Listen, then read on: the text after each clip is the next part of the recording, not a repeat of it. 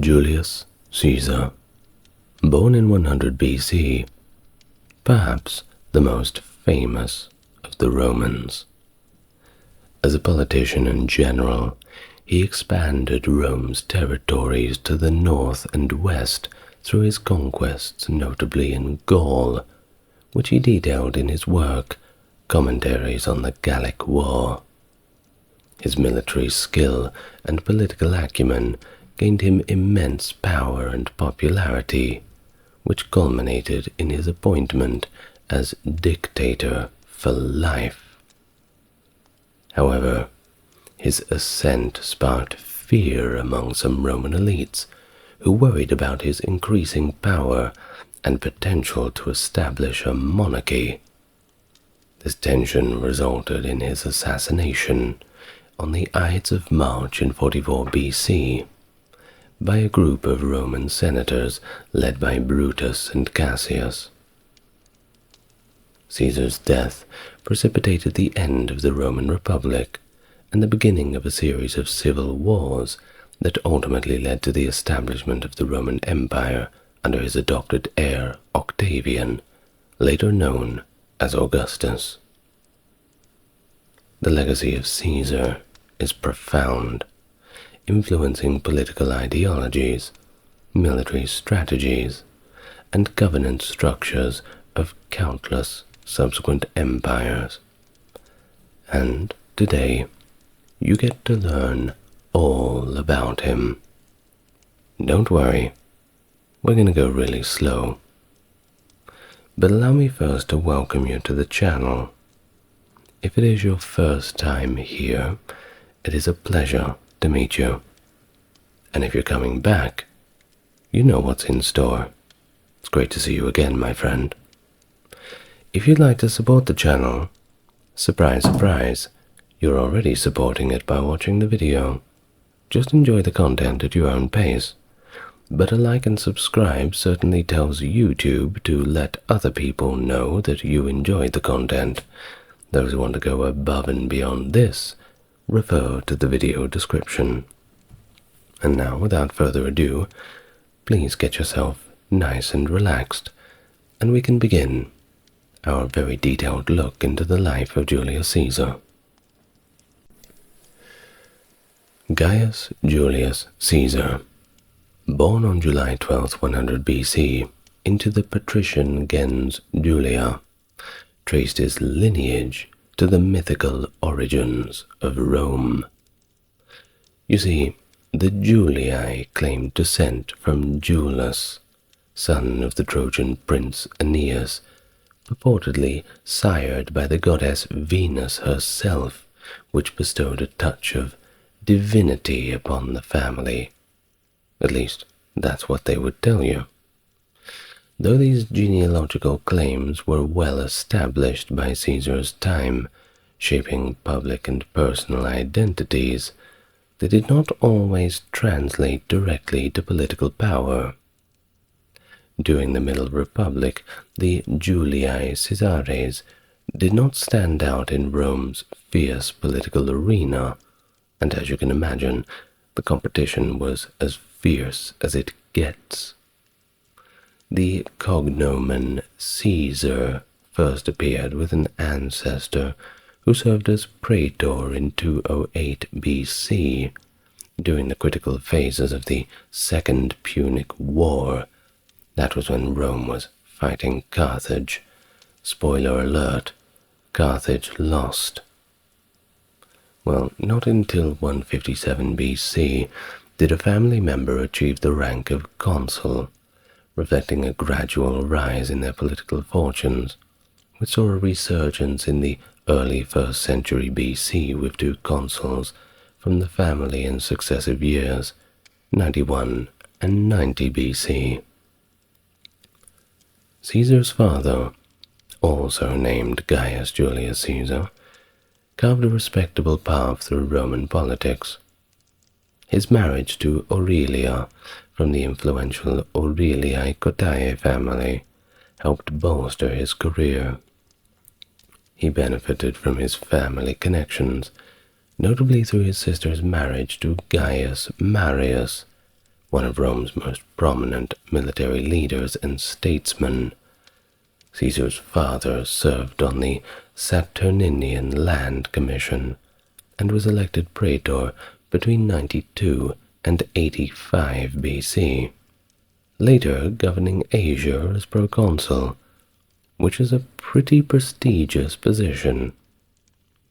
Now, during Lucius Cornelius Cinna's domination in Rome, Caesar's father opted for retirement rather than pursuing a consulship, suggesting that a strategic withdrawal from the political foreground under the prevailing regime. Caesar's own trajectory took a marked turn during this period when he was appointed Flamen Dialis, a prestigious religious role dedicated to Jupiter. This position, entailing stringent taboos, effectively barred him from political office, indicating that his family may have seen his future as more ceremonial than political. His marriage to Cinna's daughter Cornelia further entwined his fortunes with Cinna's political legacy. In 84 BC, the sudden death of his father coincided with a drastic shift in Rome's political landscape following Sulla's victory in the civil war 2 years later. Sulla's actions to annul acts from Cinna's time included ordering Caesar, now linked to Cinna through marriage, to divorce Cornelia. Caesar's refusal was in bold defiance of Sulla's authority, and he was possibly listed for proscription, which forced him into hiding. The intercession by his influential relatives and the Vestal virgins helped broker a compromise, allowing him to renounce his priesthood, but keep his wife and property. Anecdotes from this period, including Sulla's alleged forewarning about Caesar's potential, underscores the perception of a threat that he posed to the established order. While following this turbulent period in Rome, Caesar shifted to a military path under the patronage of Marcus Minucius Thermus in Asia. It was here that Caesar was embroiled in controversy over a purported intimate relationship with Nicomedes IV of Bithynia, a claim that was likely exaggerated by his political opponents to undermine his reputation. His military service included notable acts, such as the civic crown he earned at the siege of Mytilene, which fueled his ambition for public recognition and honors. All of those medals, one must simply collect them all. Well, upon Sulla's death in 78 BC, Caesar returned to Rome, drawn by the potential upheaval following the dictator's passing.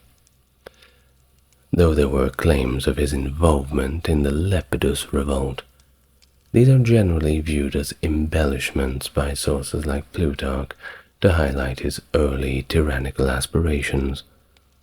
His legal actions against members of the Sullan regime were largely unsuccessful, and his failure to convict Gnaeus Cornelius Dolabella was another setback. However, he did manage a victory against Gaius Antonius Hybrida. His journey to Rhodes for rhetorical training under Apollonius Molon was interrupted dramatically by his capture by pirates, an testament, of course, to the perils of travel in the era. The Mediterranean was not safe. His response, however, upon release, was to immediately pursue and capture his captors, aligns with Rome's ethos of vengeance and justice. Although the details of this event including the ransom amount, are likely embellished. There was that little story about when Caesar was captured. They said, "We are going to ransom you for this amount."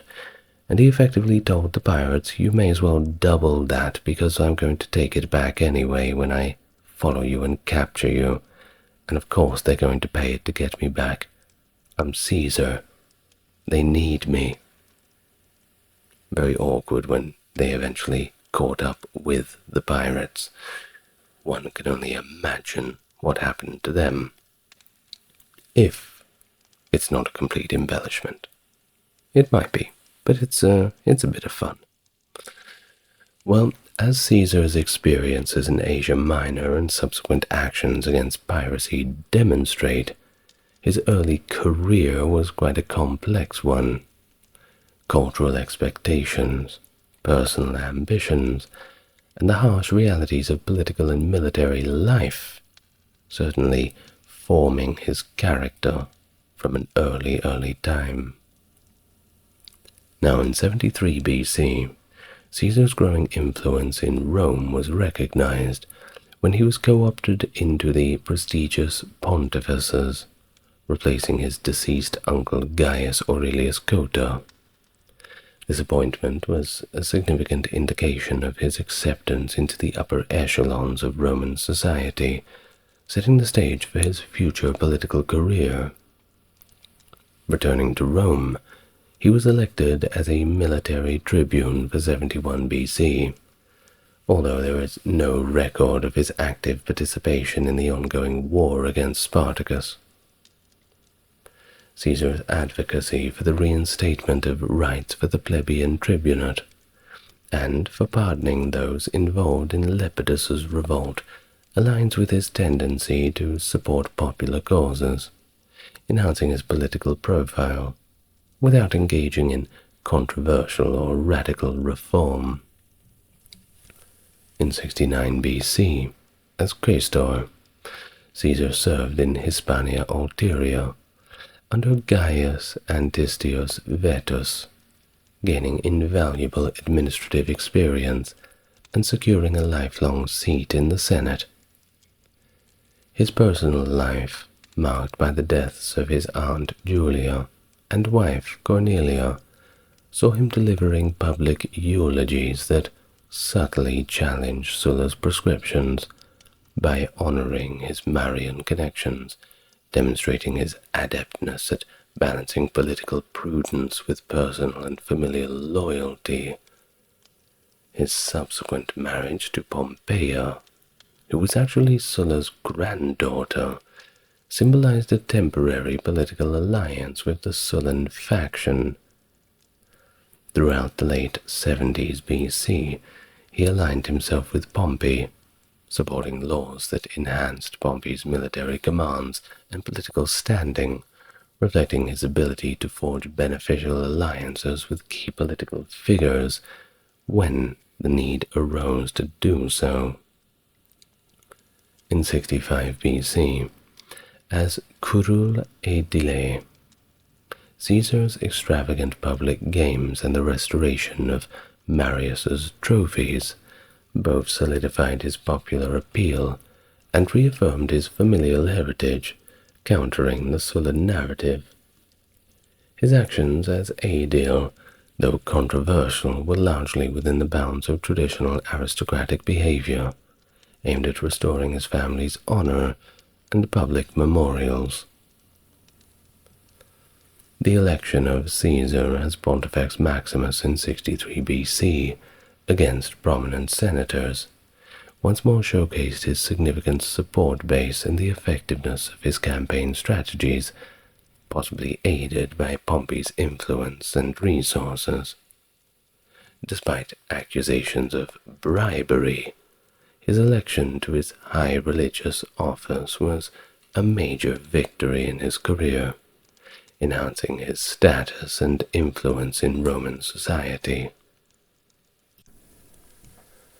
Now, during his praetorship in 63 BC, Caesar emerged as a notable figure in Roman politics more than before, especially evident in his handling of the conspiracy involving Gauls. Now, historically, sources differ slightly on his proposed actions. While earlier accounts suggest he favored immediate life imprisonment without trial, later narratives describe his recommendation as detention pending trial. Both do agree, however, that he advocated for the confiscation of the conspirators' properties.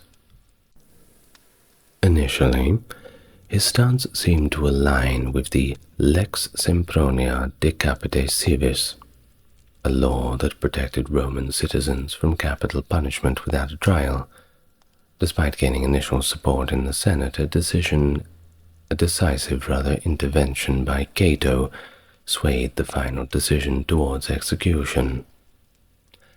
During the same year, Caesar's ambitions led him to challenge his political rival Catulus, accusing him of misappropriating funds allocated for the reconstruction of the temple of Jupiter Optimus Maximus. Now, he suggested reallocating this prestigious project to Pompey, which was met with significant opposition, forcing him to quickly withdraw the proposal. Additionally, he supported the plebeian tribune Metellus Nepos' effort to reassign military commands from Gaius Antonius Hybrida to Pompey. This attempt resulted in a chaotic confrontation at the Forum, further complicated by intertribunal violence involving Cato and others, leading the Senate to pass a decree against Metellus and Caesar, although legally they could not be deposed from their magistracies. Caesar's year as praetor also saw his indirect involvement in the Bona Dei scandal, where Publius Clodius Pulcher trespassed into his home during a sacred religious ceremony exclusive to women. To distance himself from the sacrilege and maintain his political dignity, Caesar divorced his wife Pompeia, citing the need for his household to be above suspicion, though he did not publicly support Clodius thereafter. Following his praetorship, Caesar took on the role of proconsul in Hispania Ulteria. Facing substantial debts from his political campaigns, he required military victories to secure financial stability. His campaigns against the Clerici and Lusitani were successful, allowing him to claim extensive plunder and eventually return to Rome, hailed as imperator.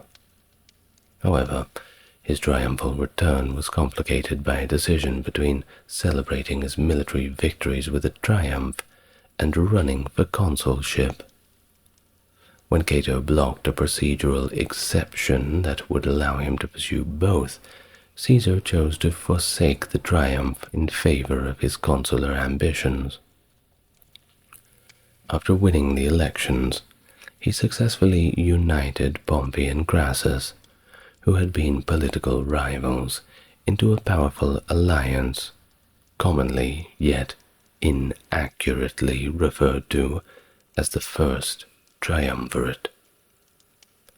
This alliance, finalized around the beginning of Caesar's consulship in 59 BC, aimed to achieve several political and economic objectives.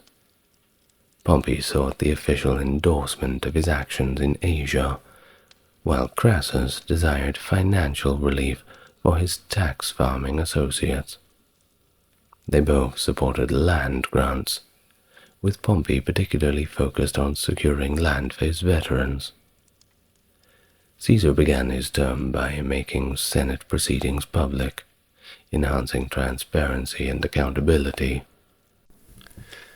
He introduced a bill for land reform, proposing to buy land from willing sellers to provide for Pompey's veterans and the urban poor. The bill, which avoided radical propositions and potential objections, was managed by a committee of 20, excluding Caesar himself, and funded by Pompey's military spoils.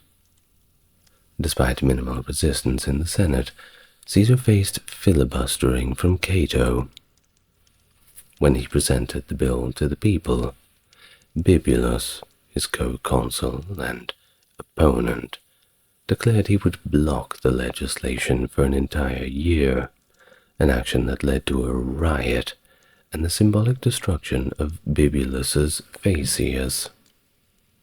Now, despite Bibulus's efforts to annul the law, claiming it was passed through violence, the Senate upheld it. Well, Caesar also successfully passed laws reducing the debt of tax farmers by a third for Crassus, and ratified Pompey's territorial arrangements in the east with minimal debate. He then expanded his agrarian law to include Campania, which may have prompted Bibulus to seclude himself in his home. Pompey solidified his alliance with Caesar by marrying Caesar's daughter Julia. Caesar further secured his military future by having the plebeian tribune Publius Vatinius pass the Lex Vatinia, granting him the governorship of Illyricum and Cisalpine Gaul for 5 years. Claims that the Senate had trivialized this assignment as mere woods and tracks underscore the political underestimation of Caesar's ambitions and his abilities.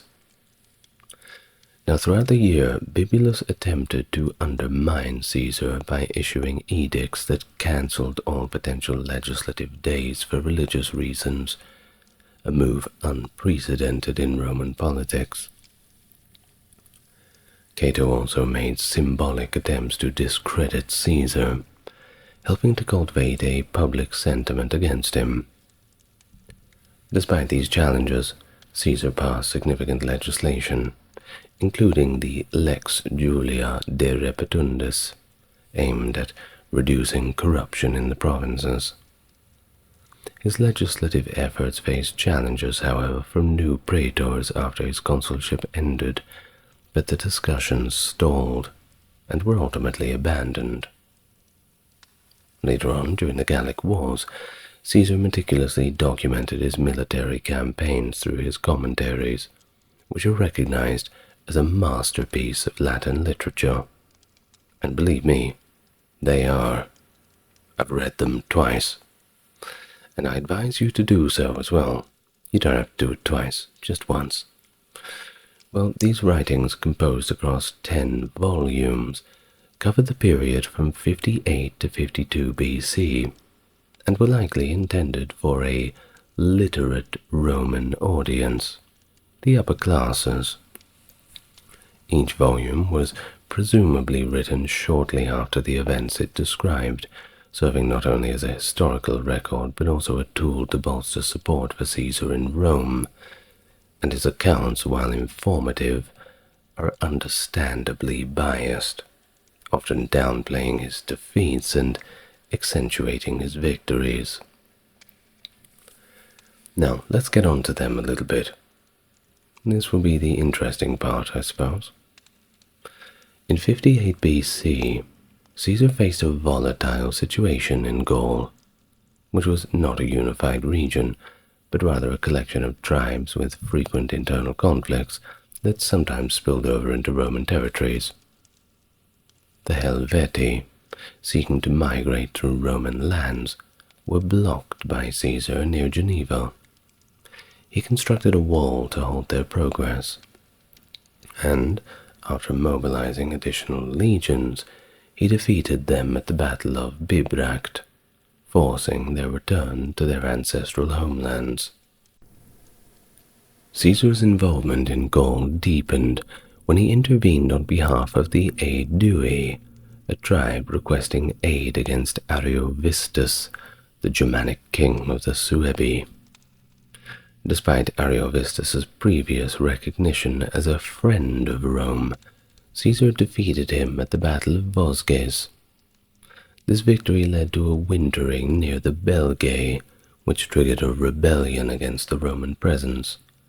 Caesar managed a narrow victory at the Battle of the Sabis, which was followed by a year of campaigning across Gaul to suppress further resistance, particularly from the Belgae tribes in modern-day Brittany.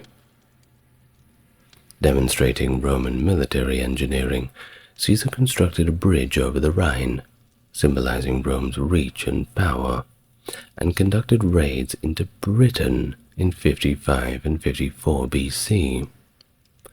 These expeditions were partly aimed at deterring British support for Gallic tribes and enhancing Caesar's image back in Rome. However, he withdrew from Britain due to uprisings in Gaul during the winter of 54 BC, which led to significant Roman losses. The most formidable resistance came in the form of an unified uprising led by Vercingetorix of the Arverni in 52 BC. Caesar faced initial setbacks, including a defeat at Gergovia, but he ultimately captured Vercingetorix in the siege of Alesia, a decisive encounter that involved Caesar skillfully overcoming a simultaneous siege against his own forces. He almost lost. It was pretty close, actually. I imagine everybody was feeling quite nervous. While following this victory, Caesar dedicated the subsequent years to pacifying any lingering insurgencies in Gaul, ensuring complete Roman domination over the region. In the early years following his consulship in 59 BC, Caesar, along with Pompey and Crassus, attempted to manage the ambitious Publius Claudius Pulcher, who was the plebeian tribune in 58 BC. Claudius, initially aligning with the Triumvirate, pushed Cicero into exile, but later adopted an anti-Pompeian stance that disrupted Pompey's arrangements in the east and challenged Caesar's legislative actions from his consulship. This shift forced Pompey into a temporary withdrawal from public life. To counter Claudius's influence, Caesar and Pompey orchestrated political maneuvers to recall Caesar from exile, under the agreement that Cicero would not obstruct their political aims. Upon his return, Cicero, now aligning with Caesar and Pompey, helped to reinforce Caesar's military achievements in Gaul by promoting a Senate vote for an unprecedented 15-day Thanksgiving in Caesar's honor. However, the political alliance among Caesar, Pompey, and Crassus began to fracture in 57 BC due to electoral failures and challenges to Caesar's land reform initiatives. The threat of Caesar losing his command in Gaul by 56 catalyzed the need to renew and strengthen their political alliance. In preparation for the elections of 55 BC, the Triumvirs secured political and military appointments for themselves through aggressive and controversial means, including bribery and intimidation. Despite these political victories, the ambush and destruction of Roman forces in Gaul during the winter of 55 to 54 BC raised serious concerns in Rome regarding Caesar's military leadership, as reflected in the defensive tone of his commentaries. Additionally, the death of Julia, Caesar's daughter and Pompey's wife, in 54 BC, did not sever the political alliance between Caesar and Pompey. By 53 BC, with Crassus's catastrophic defeat and the death in the Battle of Carrhae, and Pompey's assumption of sole consulship in 52 BC to restore order in Rome, the political landscape had shifted significantly. Caesar, still engaged in military campaigns in Gaul, secured Pompey's support for his victories, which led to a Senate decree of 20 days of Thanksgiving in his honor. He also arranged to stand for the consulship in absentia. Now, between 52 and 49 BC, the relationship between Caesar and Pompey deteriorated significantly. In 51 BC, attempts were made by the consul Marcellus to recall Caesar from Gaul, arguing that Caesar's mission was complete after his victory over Vercingetorix. However, Caesar was still actively engaged in military campaigns, such as against the Bellovaci, and this motion was vetoed. Despite his military engagements, there was a growing desire among the Senate's conservative faction led by Cato and Bibulus to have Pompey constrain Caesar from seeking further honors or a second consulship. Basically, they thought it was about time that they clip his wings. By 50 BC, the political tension escalated, with both Caesar and his Senate opponents bolstering their forces in Gaul and Italy respectively, amidst fears of a new civil war. Efforts by Cicero and others to disarm both leaders were proposed in the Senate, but failed to pass due to political maneuvering.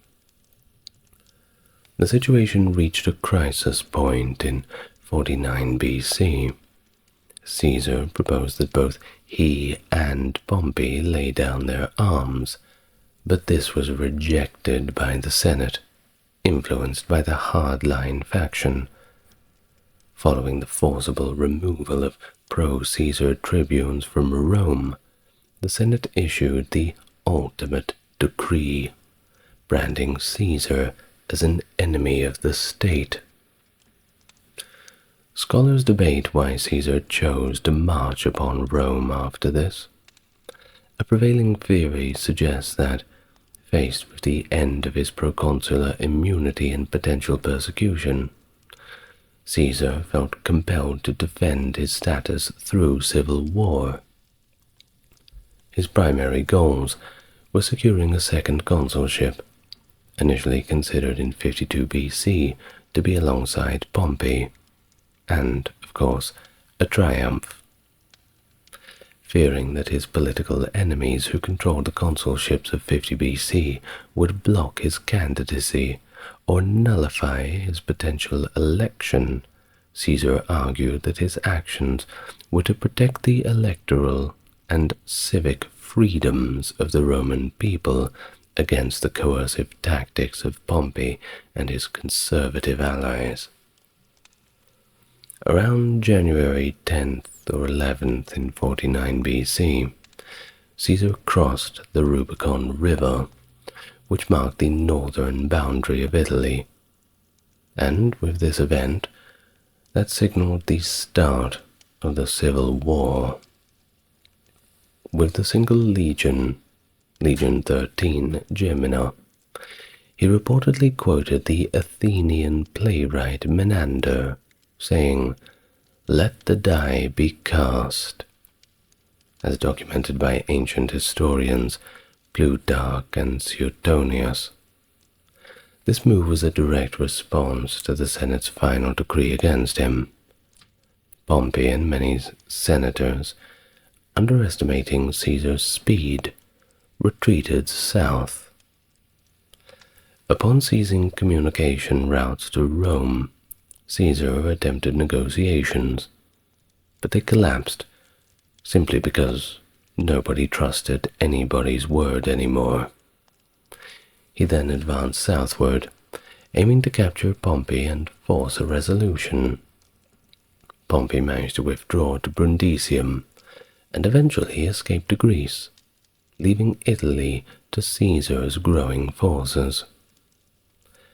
About after 2 weeks near Rome, where he controversially took control of the treasury, priorities of course, Caesar left Lepidus in charge of Italy while he marched on Pompey's territories in Spain. And there he overcame Pompey's legates in the Battle of Ilerda and forced their surrender, while his legates extended their control to Sicily and attempted Africa, but that ultimately failed. Returning to Rome in the autumn, Caesar was appointed dictator to oversee elections, where he and Publius Servilius Esoricus were elected as consuls for 48 BC.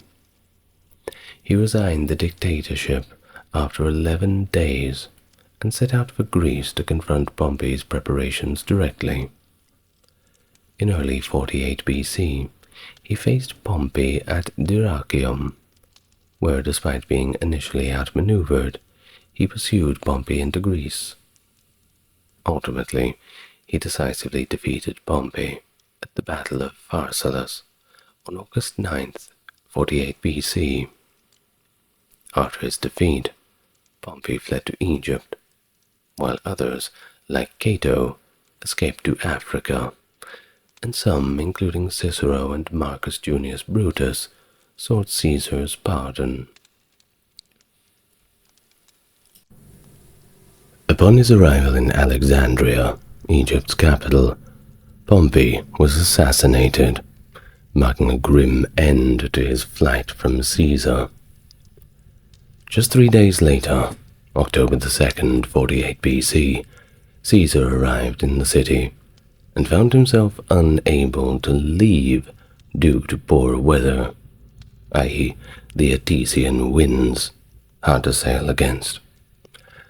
Now, amidst these circumstances, he became embroiled in the local conflict, the Egyptian civil war, between the young pharaoh Ptolemy the Eighth and his sister, wife, and co-regent Cleopatra.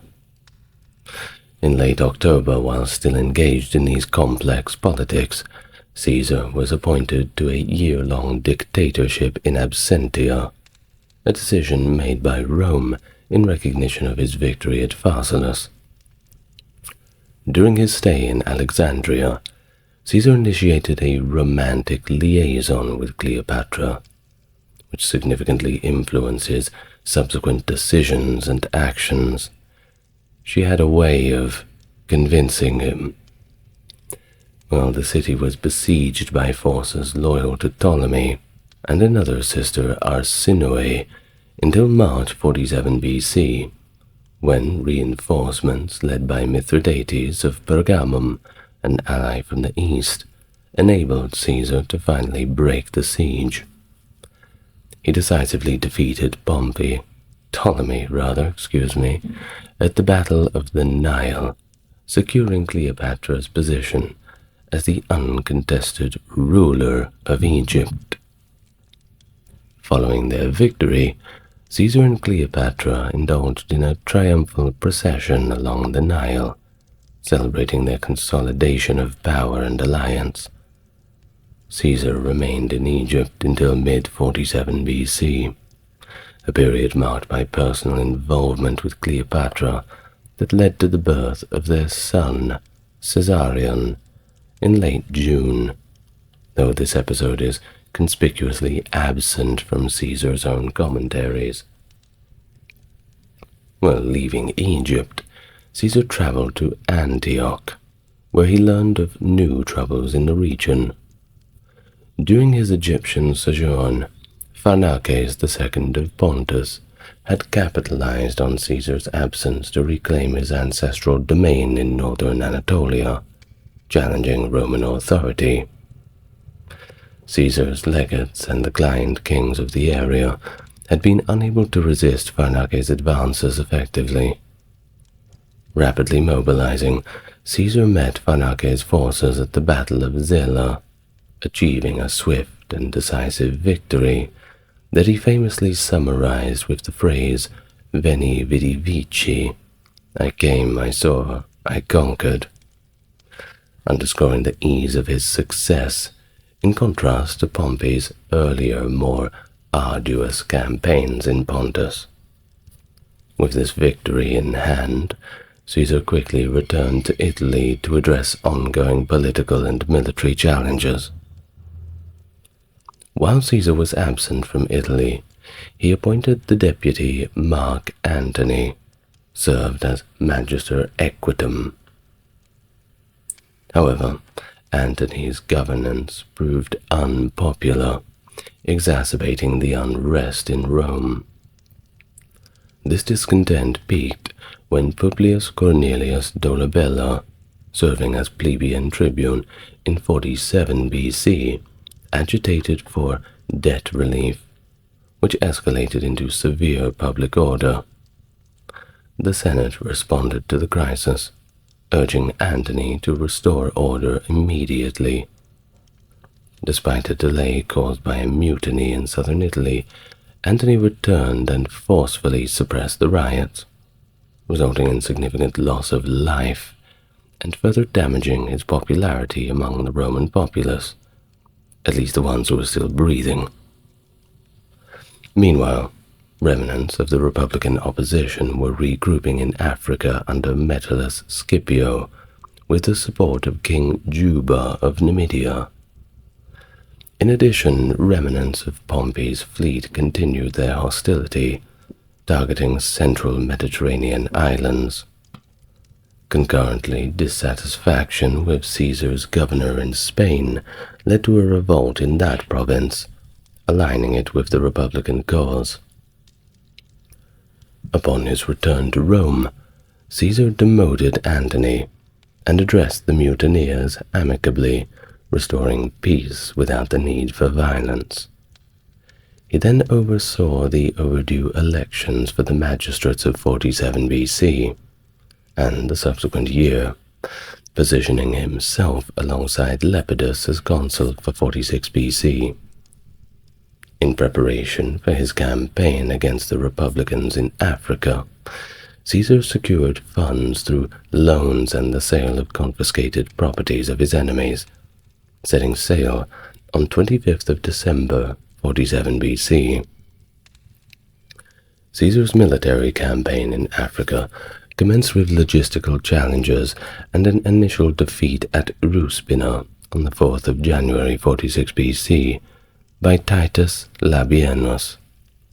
Adopting a more cautious strategy, Caesar eventually faced encirclement at Thapsus. Despite being surrounded, his forces launched a premature attack on the 6th of April, 46 BC, resulting in a decisive victory and the ruthless annihilation of the Republican forces. Upon marching to Utica, Caesar discovered that Cato had took his own life, preferring death over accepting clemency. Following these events, other key opposition figures, including Metellus Scipio and King Juba, also took the same path, though Labienus and the sons of Pompey fled to the revolting Spanish provinces. Following these victories, Caesar initiated the annexation of parts of Numidia and returned to Italy via Sardinia in June of 46 BC. His return was marked by grand celebrations, including 4 triumphs over conquered territories and enemies, which controversially included displays of defeated Roman adversaries. Generous rewards were distributed to his soldiers, of course, and lavish games were held for the public. However, the ongoing conflict in Spain necessitated his quick return to the battlefield. The culmination of Caesar's military campaigns occurred at the Battle of Munda on the 17th of March, 45 BC, where he achieved a narrow victory over the remaining forces of the Republic. The aftermath was brutal, of course, with the execution of Labienus and the suppression of further resistance. Although Sextus Pompey did manage to escape, the war was effectively concluded. Thus, Caesar spent several months in the province before returning to Rome in October of 45 BC, where he celebrated another triumph, albeit controversially over fellow Romans. So, by the end of 45 BC, Caesar had begun preparations for an extensive campaign against the Parthian Empire. That's over near near where Persia is.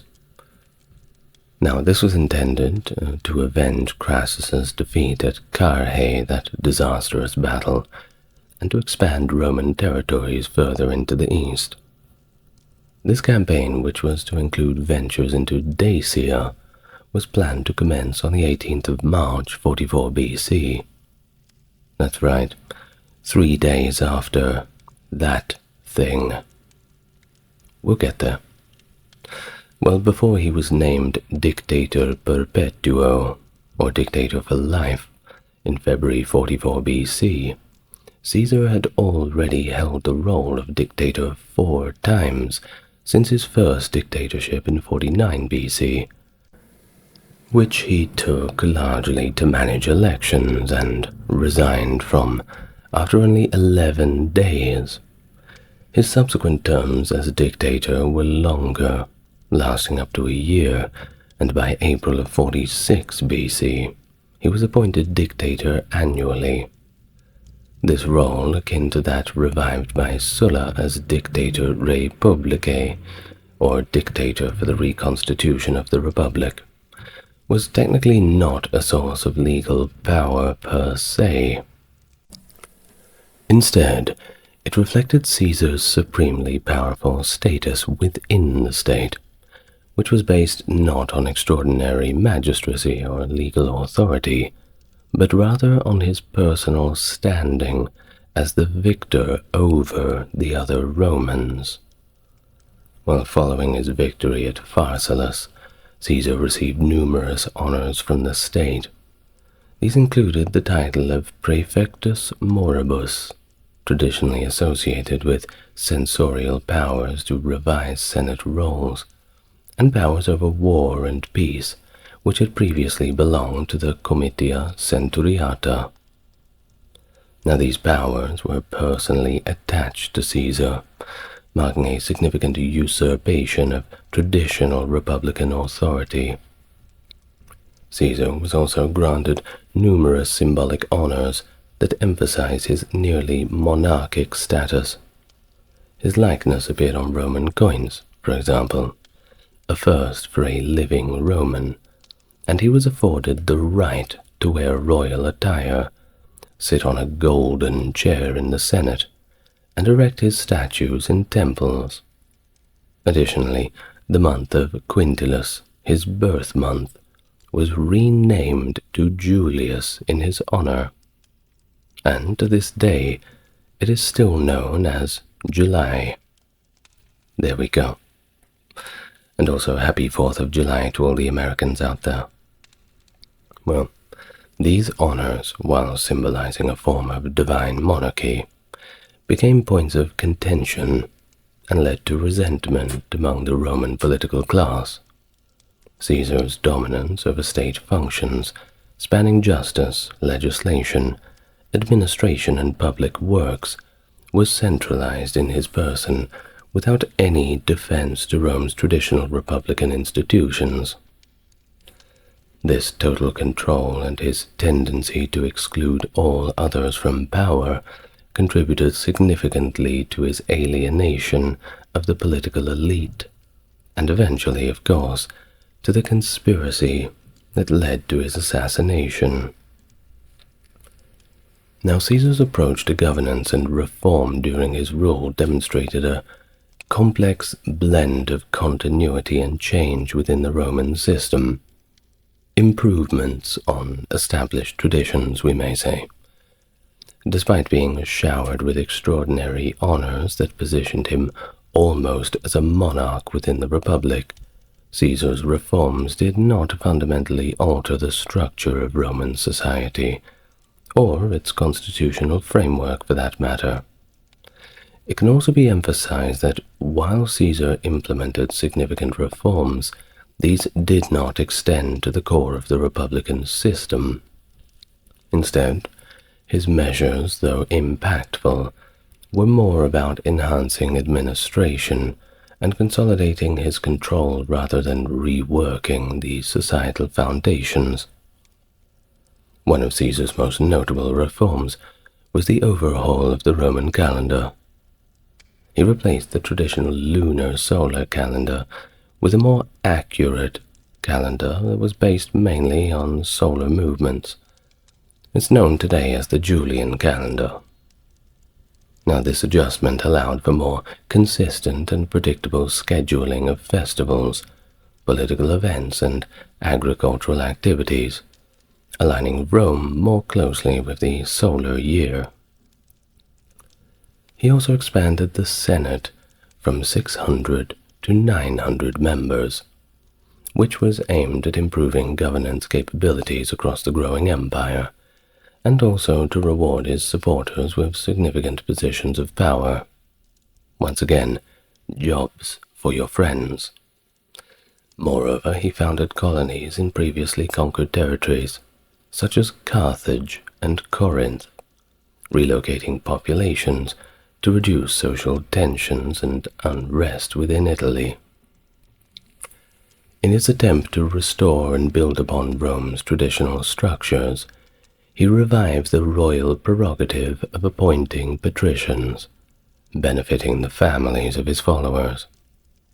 The composition of jury pools in permanent courts was also modified, consolidating them to include only equestrians and senators, which removed the lower class tribuni aerarii. Administratively, Caesar introduced measures to stabilize Rome and his regime. He tightened the qualifications for the grain dole, reducing the number of recipients to manage state resources more efficiently. He also encouraged population growth by offering bonuses to families with many children.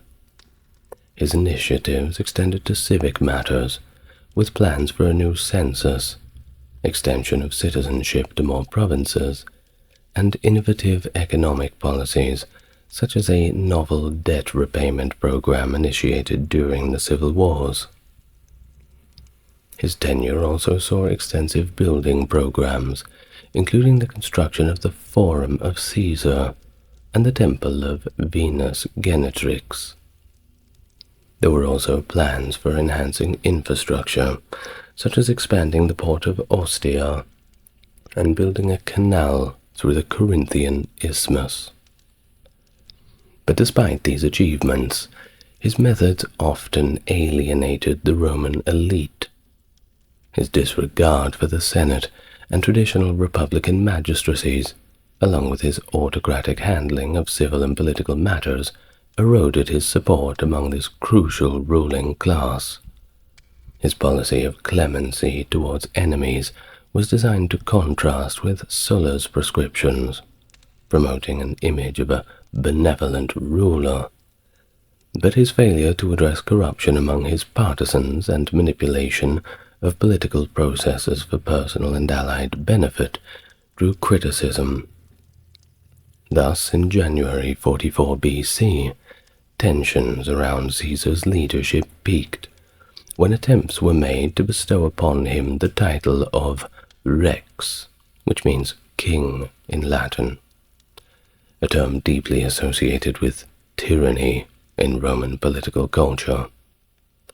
This move sparked controversy, leading to the deposition and ejection of 2 tribunes who opposed the motion, actions that starkly contradicted Caesar's earlier stance as the protector of tribunician powers.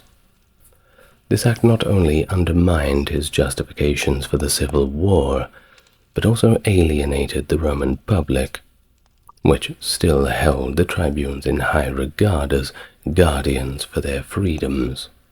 And, well, 1 + 1 = 2. I mean, if there's no tribunes, there are no freedoms. At least that's what they were thinking.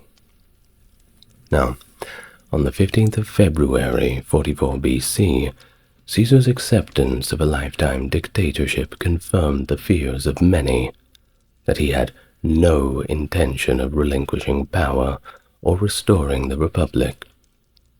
Days later, during the Lupercalia festival, Caesar publicly refused a diadem offered by Mark Antony, an act open, of course, to multiple interpretations, but the rejection might have been a calculated move to distance himself from monarchical aspirations in response to an unenthusiastic crowd, or a genuine disavowal of kingship. Nonetheless, suspicions persisted about his intentions to transform the Roman Republic into a monarchy, especially as he had already adopted many of the traditional royal trappings. The conspiracy to assassinate Caesar, which had been brewing since the summer of 45 BC, included not only former supporters of Pompey, but also several who had benefited from the rise of Caesar. Among the leaders were Gaius Trebonius and Decimus Brutus, both of whom had previously aligned with Caesar during the Civil War, and also Cassius and Brutus, who had initially supported Pompey. The conspirators, disturbed by Caesar's disregard for republican norms, such as the sham elections that predetermined consular positions from 43 to 41 without genuine public input, saw his assassination as the only recourse to restore the Republic. Their disillusionment was compounded by Caesar's reduction of the regular magistracies to mere extensions of his will, exemplified by his appointment of the Magistri Equitum, the Masters of Horse, who overshadowed the traditional roles of elected officials. Brutus, who saw himself as a defender of the Republic in the tradition of his illustrious ancestors who had expelled tyrants and dictators, became a central figure in the conspiracy against Caesar. By late 45 BC, the public sentiment in Rome was increasingly hostile towards Caesar, as evidenced by graffiti and outspoken criticisms labeling him a tyrant. The shift in public opinion was likely driven by Caesar's policies, which were perceived at the time as favoring creditors, suppressing popular protests violently, reducing the grain dole, and eliminating open elections, thereby undermining traditional democratic rights. The prevailing negative view of Caesar was further manifested when, during prearranged consular elections, voters wrote in the names of the two tribunes whom Caesar had deposed, instead of supporting Caesar's chosen candidates. This act of defiance highlighted the growing desire among the populace for a return to more traditional republican values and practices. Despite Cicero's private acknowledgement of the duty to oppose tyrants, there was no clear public consensus supporting preemptive tyrannicide as a legitimate political action.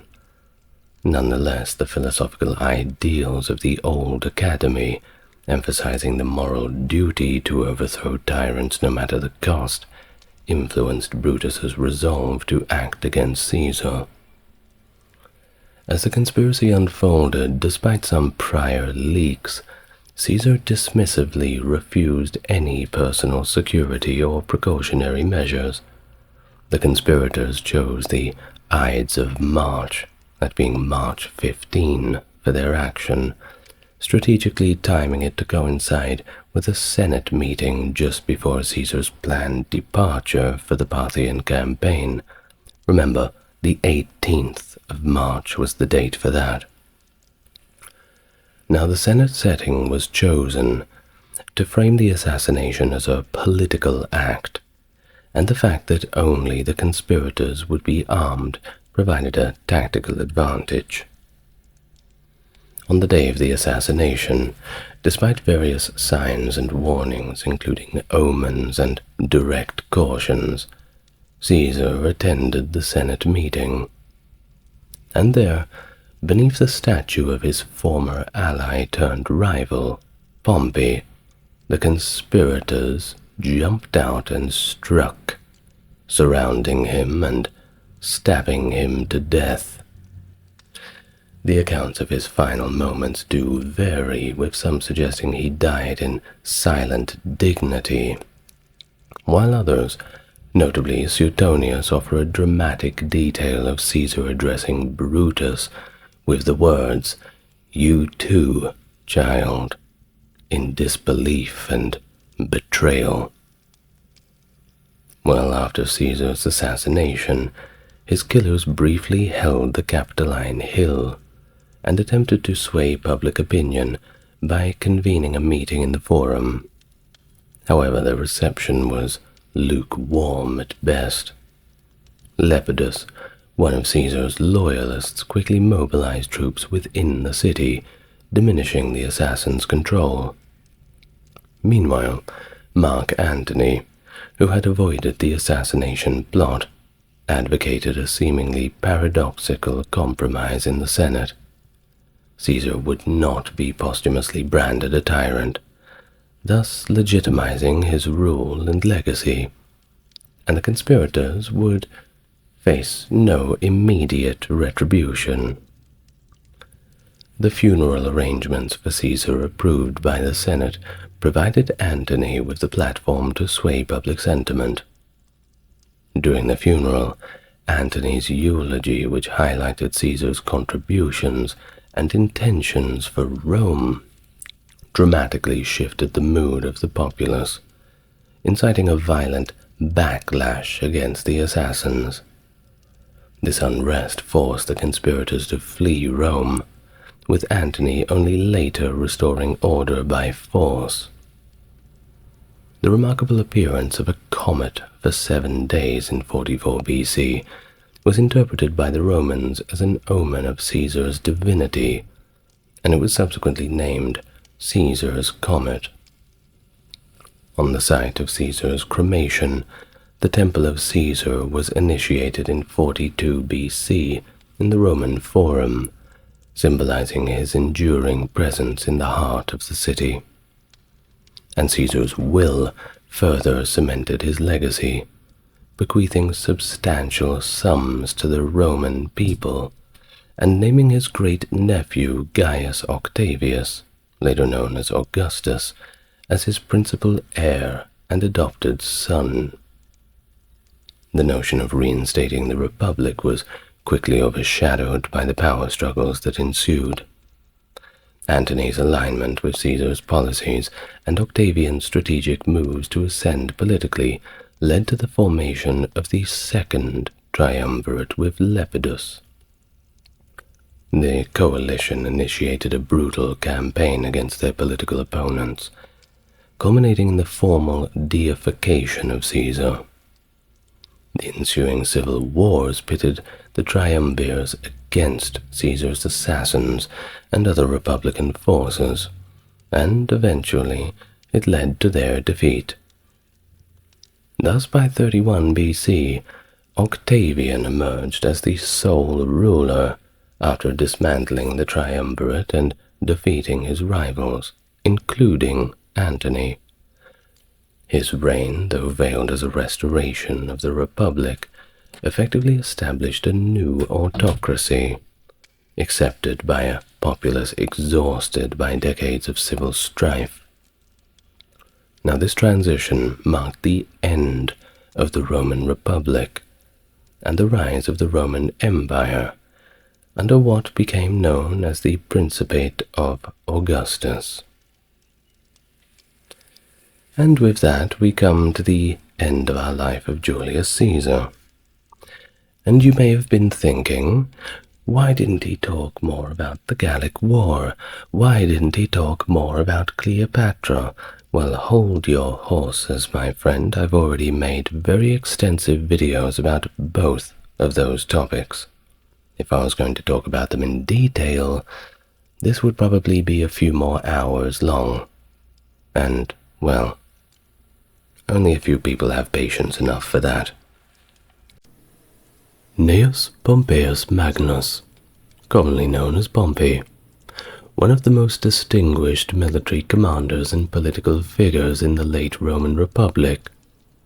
His early career was marked by victories in Africa, Sicily, and the eastern Mediterranean, not only expanding Rome's territories, but also giving himself quite a reputation His ascent to power was strategically bolstered through the formation of the First Triumvirate, alongside Julius Caesar and Crassus, an alliance with names that you're no doubt familiar with.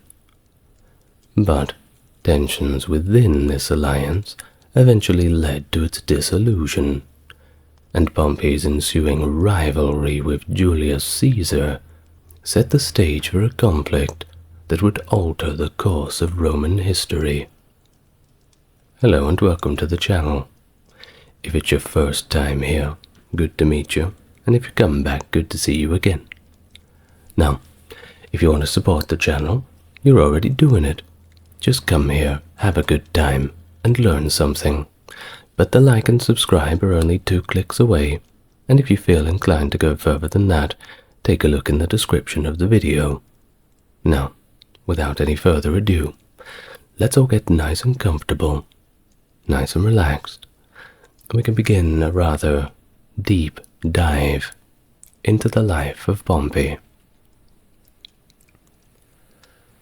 Pompey was born on the 29th of September, 106 BC, in Picenum, as the eldest son of one Gnaeus Pompeius Strabo, a provincial noble. Now Strabo was from a prominent family in Picenum, and he was the first to attain senatorial rank.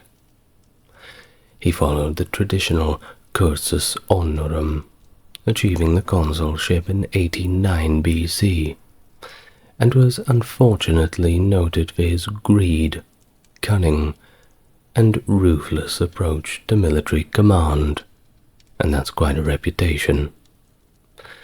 Well, Pompey, his early career saw him serving alongside his father during the Social War between 91 and 87 BC. Strabo's life came to an abrupt end in 87 amidst the brief civil conflict known as the Bellum Octavianum. The exact circumstance of his death is a little bit of a mystery, but some accounts suggest natural causes.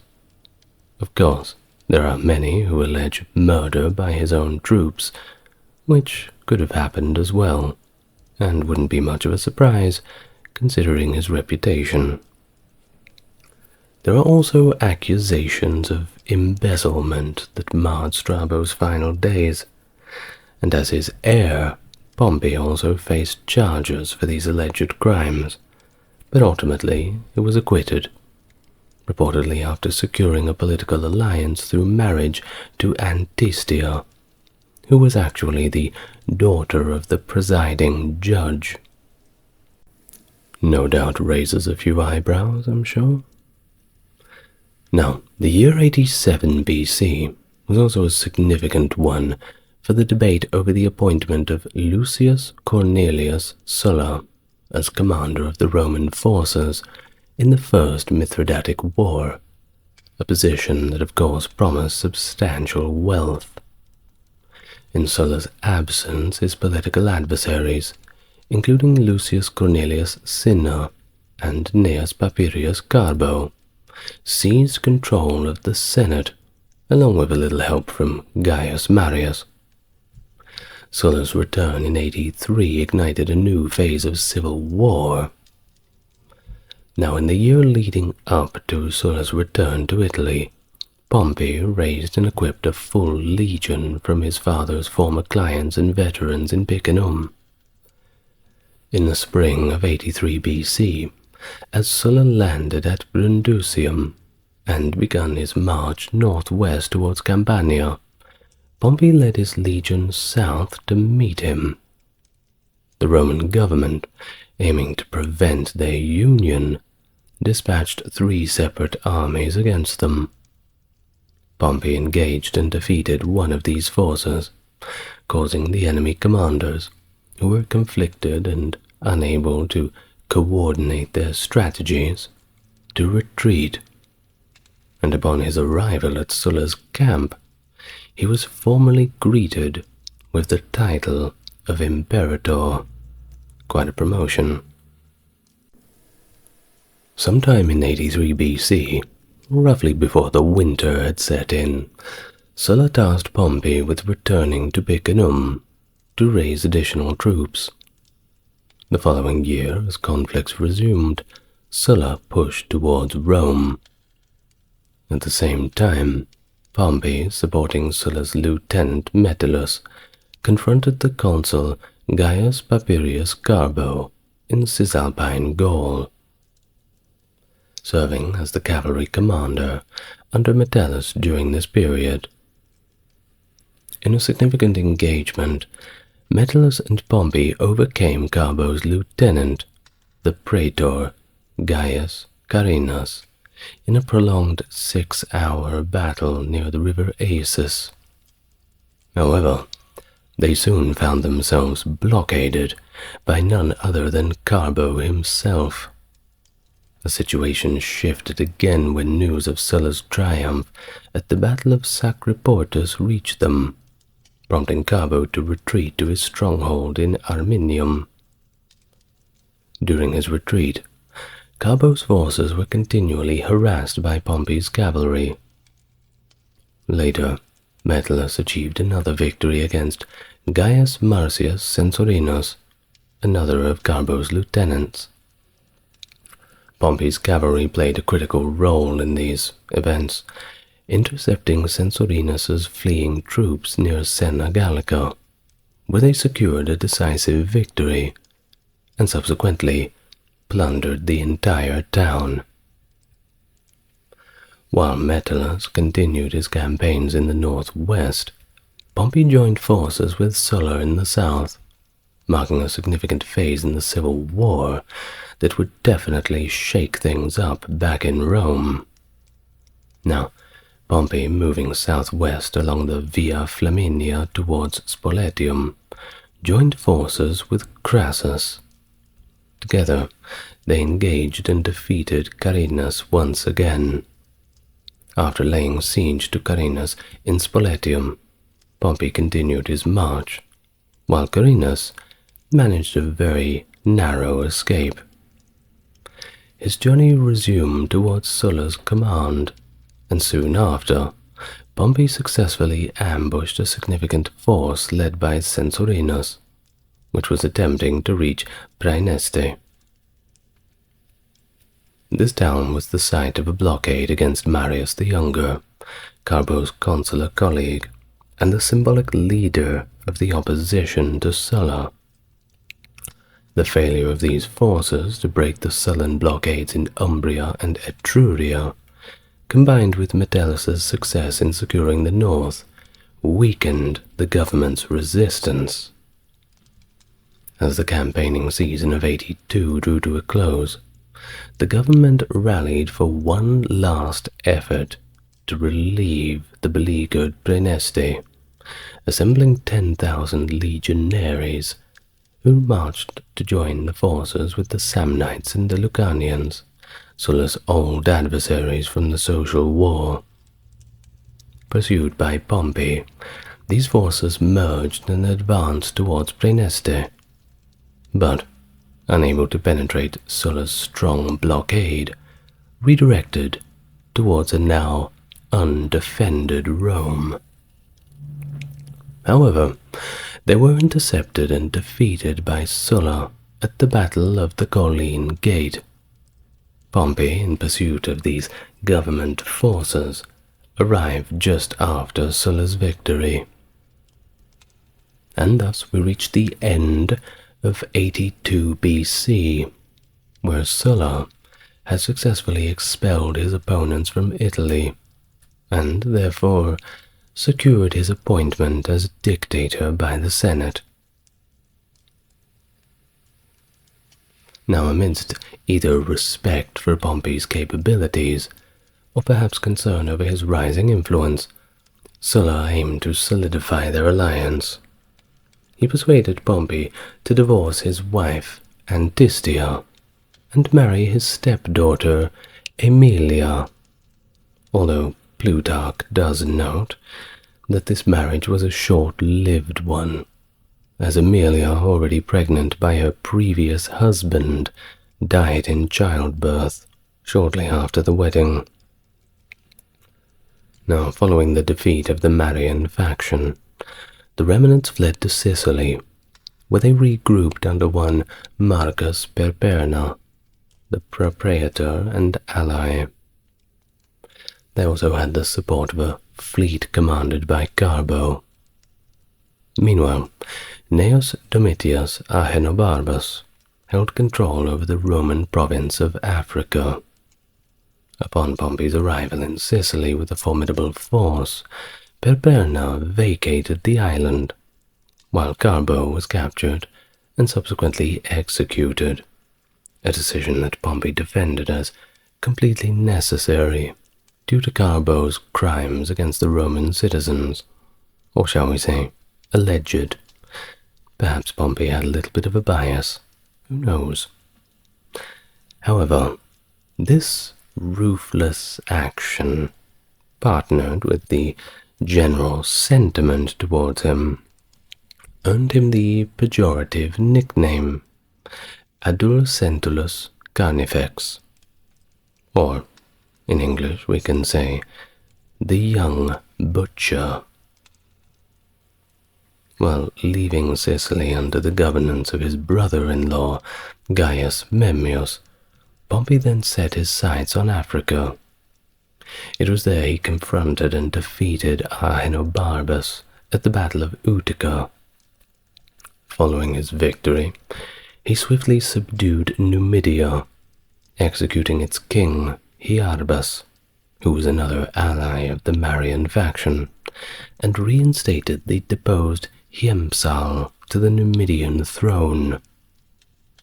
During this campaign, his troops began to call him Magnus, or the Great, likening him to Alexander the Great, a figure who was, of course, deeply admired by the Romans. Pompey eventually adopted this epithet formally into his name, and thus became known as Pompey the Great. Now, upon his return to Rome, Pompey sought a triumph to celebrate his conquests, which was a bold request given his youth. Sulla, while conceding to this request, did attempt to diminish Pompey's spotlight by granting simultaneous triumphs to Lucius Licinius Murena and Gaius Valerius Flaccus. 3 for 1. Well, you take what you can get, don't you? Well, during this period, Pompey also married Mucia Tertia from the influential Metellus family, and the couple had 3 children. Pompey the Younger, who was usually known as Gnaeus. They also had a daughter, Pompeia Magna, and a younger son, finally, named Sixtus. The marriage lasted until their divorce in 61 BC. Now, Pompey initially supported Marcus Aemilius Lepidus for the consulship in 78 BC, a decision that he made against Sulla's advice according to Plutarch, though most contemporary historians do question this assertion. Upon Sulla's death of that same year, Lepidus opposed the deceased dictator's state funeral and sought to immediately repeal some of Sulla's reforms. Shortly after, in January 77 BC, Lepidus assumed the proconsulship of Cisalpine and Transalpine Gaul. Defying a Senate order to return to Rome, he also demanded an additional term as consul, which the Senate promptly denied. But he wasn't happy with this rebuff, of course. Lepidus assembled an army and marched towards Rome, prompting the Senate to implement several countermeasures. And guess who they chose? Of course, one of which was to assign Pompey the Great a military command to oppose him. Let's see how great he really is. Well, as Lepidus advanced southward, Pompey mobilized troops from among his veteran soldiers in Picenum and moved north to lay siege to Mutina, the capital city of Cisalpine Gaul. Well, if we want to use the word city. Well, either way, it was under control of Lepidus's ally, Marcus Junius Brutus. After enduring a protracted siege, Brutus surrendered the town, but was assassinated the following day, an act that is purportedly ordered by Pompey. Meanwhile, outside Rome, Catulus defeated Lepidus, while Pompey attacked from the rear, trapping him near Cosa. With his forces diminished, Lepidus retreated to Sardinia, where he eventually died. This series of events not only quashed Lepidus's rebellion, but also reinforced Pompey's reputation as a decisive and effective military leader. You got a problem in Rome? You better call Pompey. Now, the Sertorian War erupted quite quickly in 80 BC, when Quintus Sertorius, a formidable leader harboring ties to the Marian faction, launched a rebellion in Hispania. He was soon joined by other Marian survivors, including Perpenna, and backed by local tribes. Sertorius quickly took control of Hispania Citerior. He then successfully forced Quintus Caecilius Metellus Pius out of the neighboring Hispania Ulterior, securing his hold over significant portions of the region.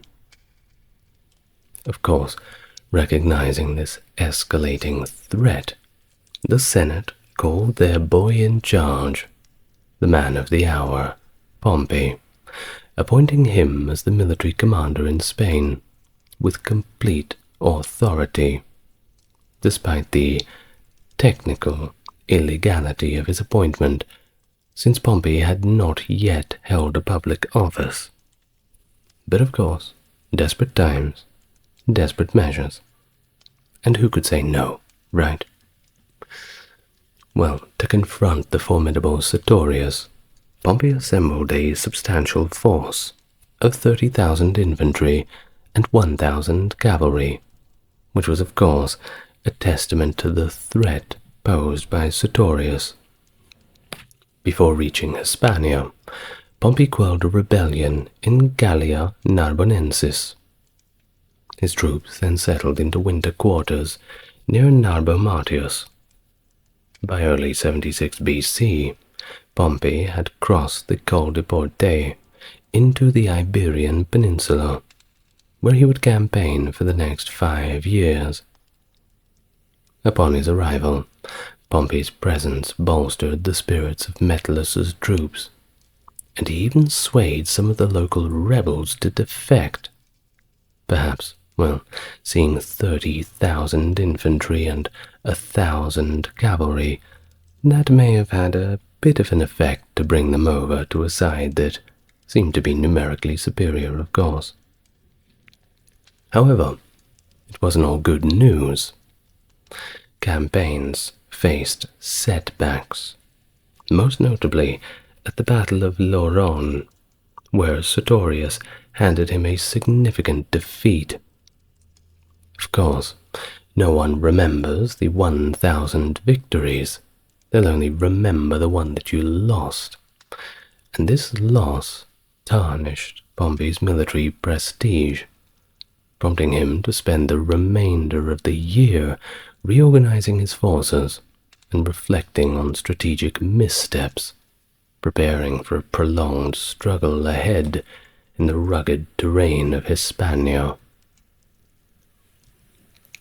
By 75 BC, the Sertorian War saw Quintus Sertorius intensifying his campaign against Quintus Caecilius Metellus Pius, even as Pompey engaged and defeated Sertorius' subordinates Perpenna and Gaius Herennius outside modern Valencia. As Sertorius personally took command against Pompey, Metellus capitalized on this shift to defeat Sertorius' deputy, Lucius Herculeus, at the Battle of Italica. the war's momentum shifted frequently following the indecisive Battle of Sucro. Sertorius retreated inland, later clashing with Pompey at Saguntum. This battle proved costly for both sides. Pompey lost up to 6,000 men, and he also lost his brother-in-law, Memmius. Sertorius didn't do too well either. He sustained about 3,000 casualties, and lost the very capable Heutaleus. Well, despite Metellus achieving a victory over Perpenna in a separate encounter, Sertorius skillfully withdrew to Clunia, and it was there that he reinforced the town's defenses, hoping to draw the Roman generals into a protracted siege, make it difficult for them, starve them out. Well, meanwhile, he organized the garrisons of other towns into a new field army. Once ready, Sertorius broke the siege at Clunia, using his forces to disrupt Roman supply lines, both on land and sea. The logistical strain of all this forced Metellus to winter his troops in Gaul, while Pompey settled among the Vacaei. In 73 BC, bolstered by 2 additional legions, Metellus reunited with Pompey, and they advanced towards the Ebro River. At the same time, Sertorius and Perpenna pushed forward from Lusitania. However, internal divisions began to weaken Sertorius's position, and the conflict stagnated for the next 2 years. By 71, the discord within his ranks culminated in Perpenna assassinating Sertorius. Perpenna's subsequent defeat and execution by Pompey marked the end of major hostilities. So, after consolidating his victory, Pompey spent a bit more time reorganizing the local Roman administration in Hispania. His conciliatory approach toward former opponents not only quelled remaining resistance, but also extended his influence and patronage across Hispania and into southern Gaul, establishing a foundation for future political and military leverage in the region. While Pompey was concluding his military campaigns in Hispania, Crassus took on the responsibility of quelling the Third Servile War. Did you watch my video on it? Well, if you did, you'd know that it was led by the slave Spartacus. That's right, it was that war. Well, Pompey returned to Italy in 71, just as Crassus was delivering the decisive blow against the main rebel army. It was a very long and hard-fought rebellion, I'm sure you know. Pompey's arrival allowed him to engage and massacre 6,000 fugitives from the battle, a move that he claimed as effectively ending the war. Of course, you can't rebel if you're not breathing. They're powerless without their heads, it seems. Well, from memory they were all crucified, as a warning, placed along the roads as they marched new slaves through. Certainly getting the point across, I think so. Well, this assertion became a lingering source of irritation for Crassus, who thought that his efforts were overshadowed by Pompey coming in at the last moment and taking all of the credit. Well, upon his return, Pompey was granted a second triumph for his victories in Hispania, and was nominated for the consulship. Given his youth and the technical breach of eligibility requirements, his nomination required a special decree from the Senate. Now, Plutarch notes in his writings that Pompey supported Crassus as his co-consul, perhaps strategically placing Crassus in his debt, owing him a favor. You know what I mean. The two were elected as consuls eventually for the year 70 BC, yet their term was marked by constant disagreement, leading to a tenure described as, I quote, from Plutarch, politically barren and without achievement. Sounds like a lot of modern politicians, to be honest. Well, despite the conflicts between them, the consulship witnessed significant political changes, notably the restoration of powers to the plebeian tribune that had been stripped by Sulla.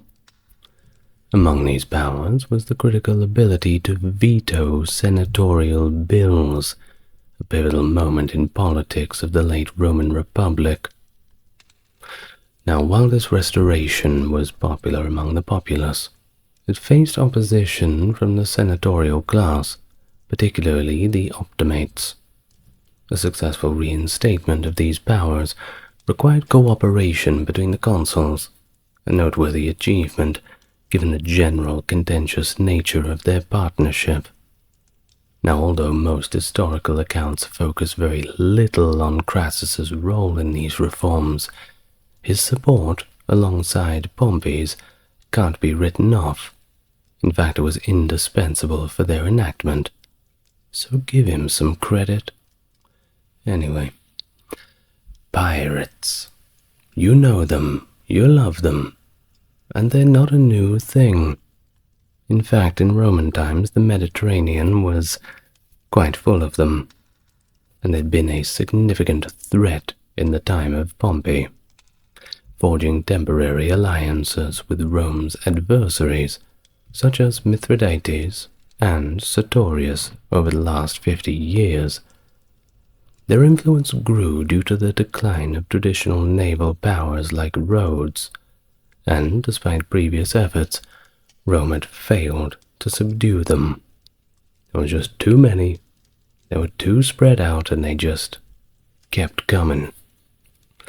Now, it is important to note that Romans often labeled their enemies as pirates or brigands, which leads some historians to argue that these were kind of conventional enemies, rather than mere disorganized outlaws. Think about the way that Romans would refer to anyone who's not Roman as a barbarian, but the word barbarian conjures a certain image in our minds, don't you think? So, when they say that they're pirates, or brand them all with that broad brush, it might not really be the case. Either way, the pirates were mainly based in Cilicia, and they escalated their activities to the extent of raiding Ostia, which was a Roman port, in 68 BC, and they even had the gall to kidnap 2 senators, which of course caused widespread panic and outrage.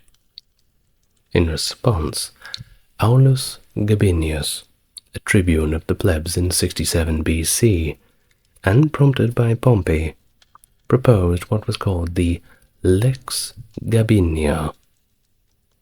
This law, this Lex Gabinia, granted Pompey proconsular authority for 3 years over any province within 50 miles of the Mediterranean, and this empowered him to appoint legates and allocate significant financial resources for a campaign against the pirates.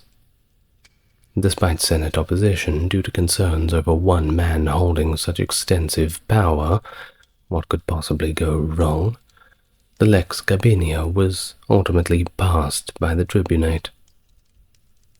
Pompey's campaign faced internal obstacles, primarily from Roman officials who resented his expansive authority, either out of jealousy or practicality.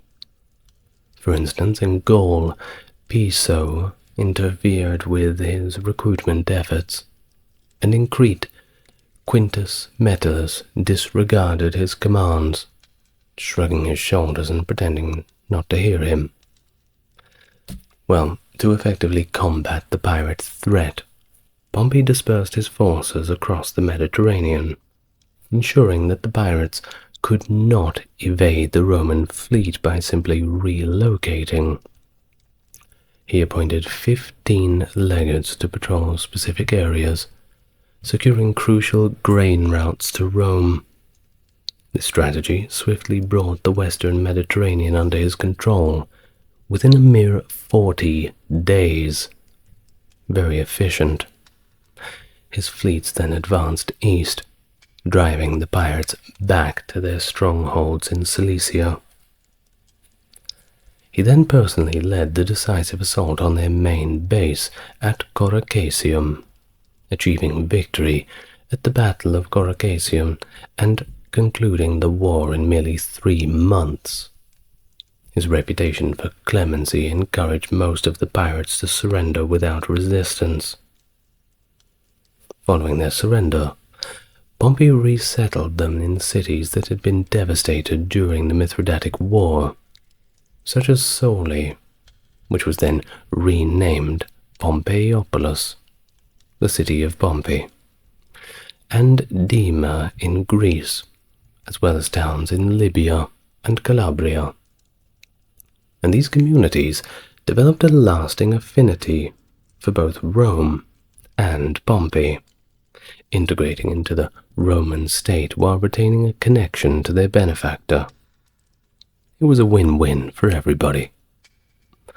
Now in 73 BC, one Lucius Licinius Lucullus, a seasoned lieutenant of Sulla, was appointed proconsul of Cilicia and given command in the Third Mithridatic War.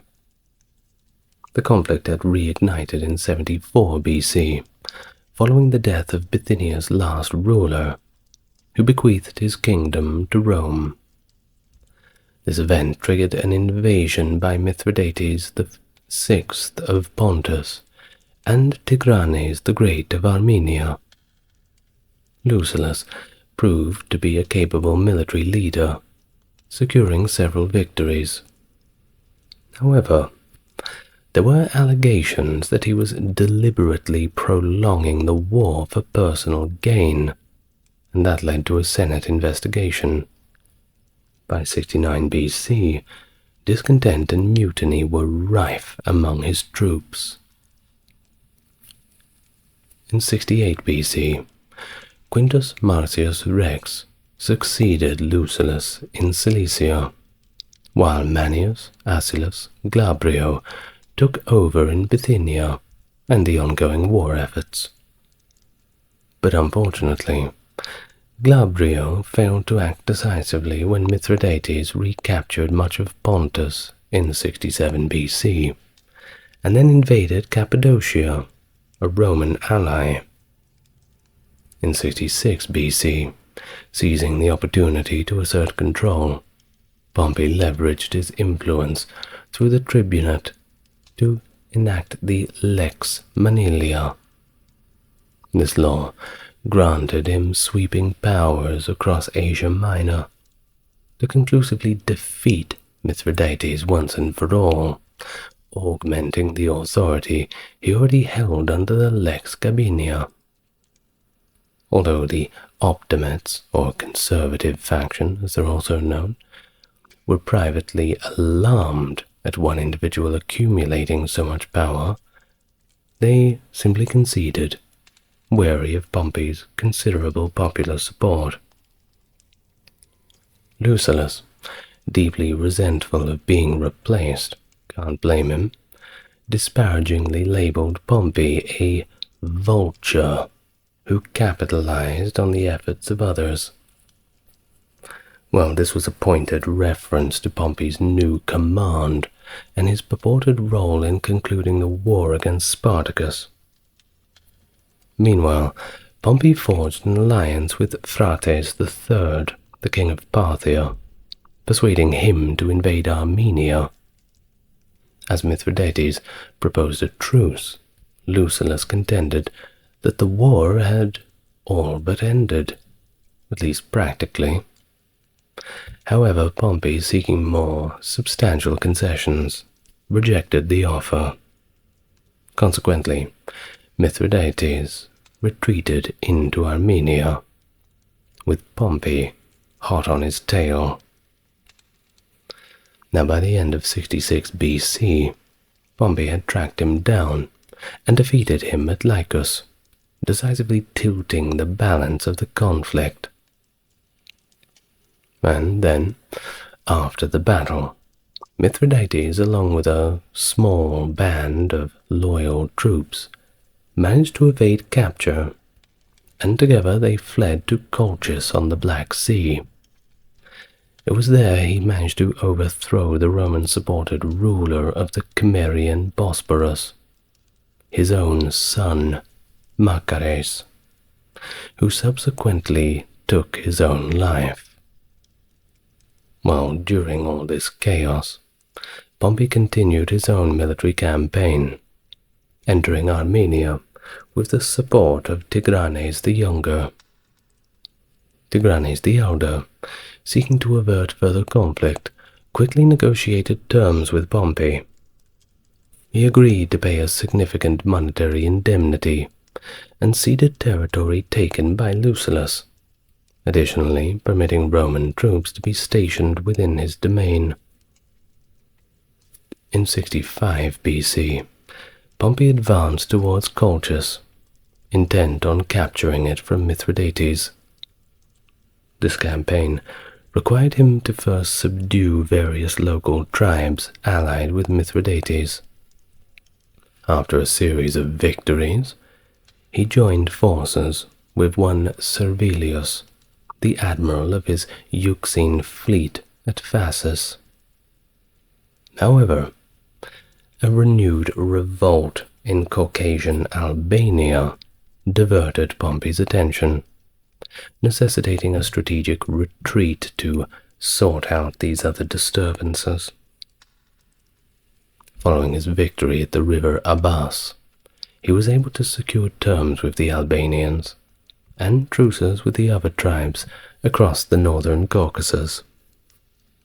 Pompey then spent the winter in Armenia, resolving minor territorial disputes between his allies, Phraates of Parthia and Tigranes. In 64 BC, while maintaining a naval blockade to weaken Mithridates, Pompey shifted his focus to Syria. He annexed several wealthy independent cities, integrating them into the new Roman province of Syria. This expansion not only bolstered his wealth and prestige, but it also drew criticism from his political adversaries in Rome, who contended that his actions exceeded the authority that was granted to him. Meanwhile, Mithridates, now elderly and increasingly isolated, found himself besieged in Pantisapaeum by another one of his sons, Pharnaces II. An attempt to take his life by poison failed, reportedly due to his long-standing practice of consuming antidotes as a precaution against such an eventuality. Which, well, I suppose it worked. Good job, Mithridates. But eventually he was killed by his own rebels. In a bid to secure favor with Rome, Pharnaces, that son of Mithridates, sent Mithridates' embalmed body to Pompey. In return, Pompey acknowledged Pharnaces as the ruler of the Bosporan kingdom, and formally aligned him as an ally of Rome, thus marking the end of Mithridates' long-standing challenge to Roman authority. And now we turn to the collapse of the Seleucid Empire, which, following this event, Pompey annexed Syria in 64 BC, a move that, yes, did expand Roman territory, which was the goal, but it also managed to completely destabilize the entire region. A power vacuum allowed many cities to simply claim their own independence.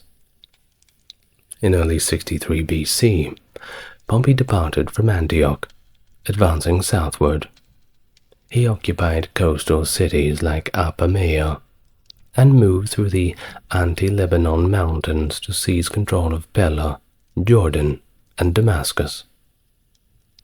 His further incursion into Judea was prompted by local conflicts that threatened regional stability further. The inhabitants, led by Hyrcanus II and Aristobulus II, had extended their hostilities into Phoenicia, drawing Pompey's attention and intervention.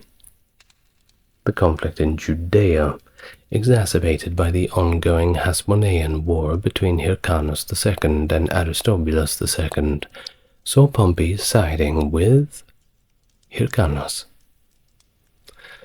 Now, the campaign culminated in the siege of Jerusalem. Yes, indeed, that Jerusalem, where Aristobulus' defenders withdrew to the temple.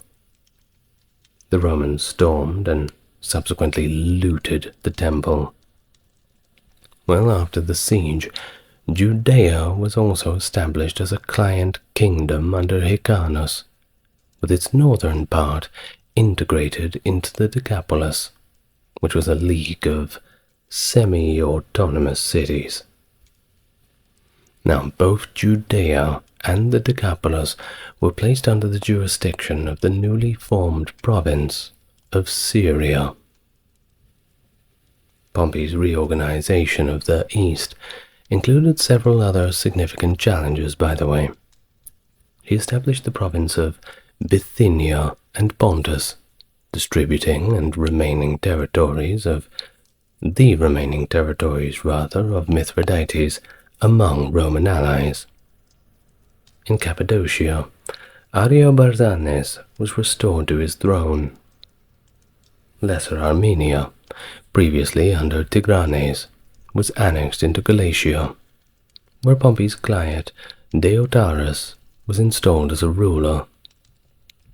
Additionally, the coastal region of Pamphylia, known for its pirate activities, was combined with other inland areas into Cilicia, which was then divided into 6 administrative parts. Now, all of this territorial and administrative reforms, yes, it was really good for the Roman state. Income going up, missions being accomplished.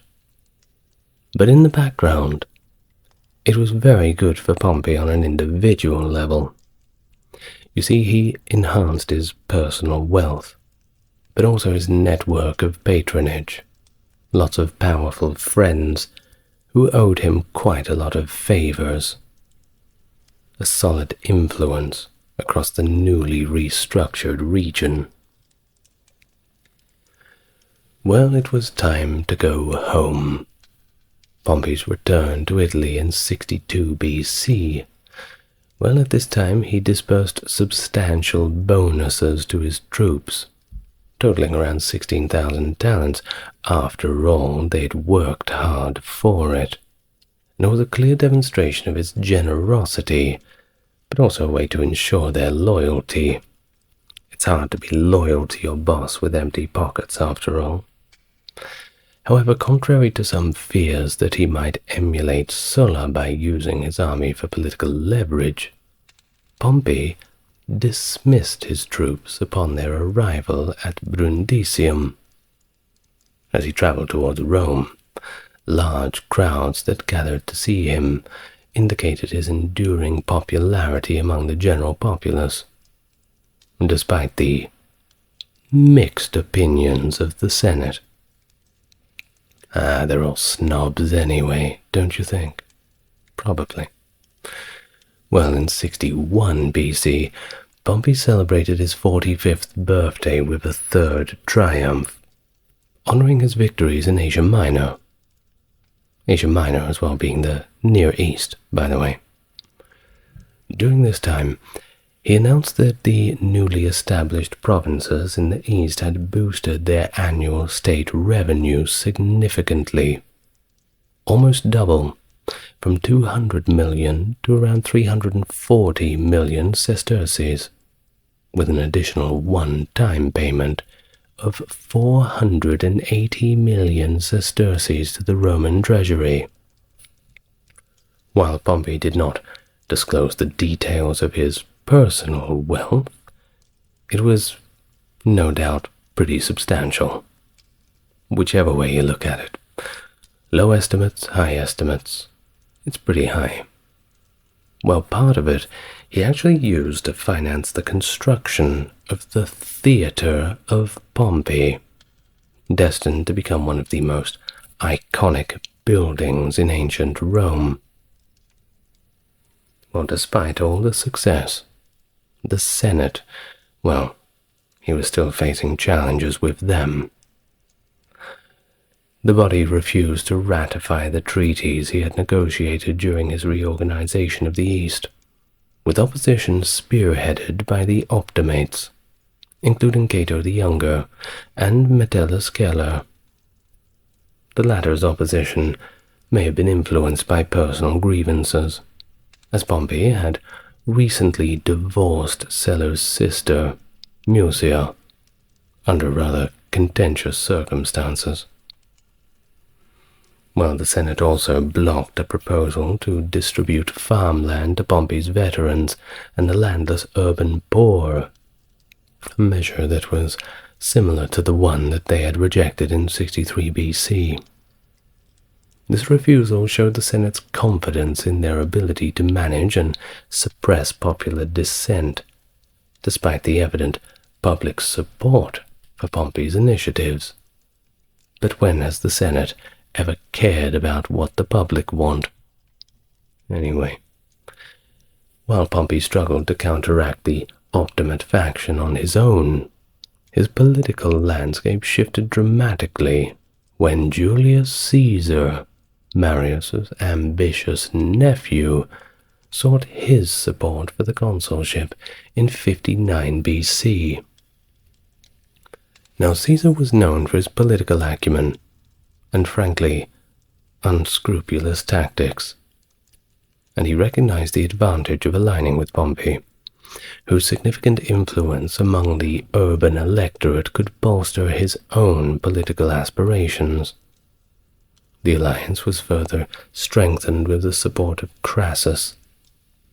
Of course, we're just going to be briefly going over Caesar in this video in his relation to Pompey. If you want the whole story of Caesar, well, you're going to have to go and watch my Julius Caesar video, aren't you? And so now, with the backing of both Pompey and Crassus, Caesar secured one of the two consulships for 59 BC, alongside the Optimate Marcus Calpurnius Bibulus. This position allowed Caesar to facilitate the passage of legislation that benefited not only himself, but also his allies, Pompey and Crassus. Of course, favors would certainly be called in.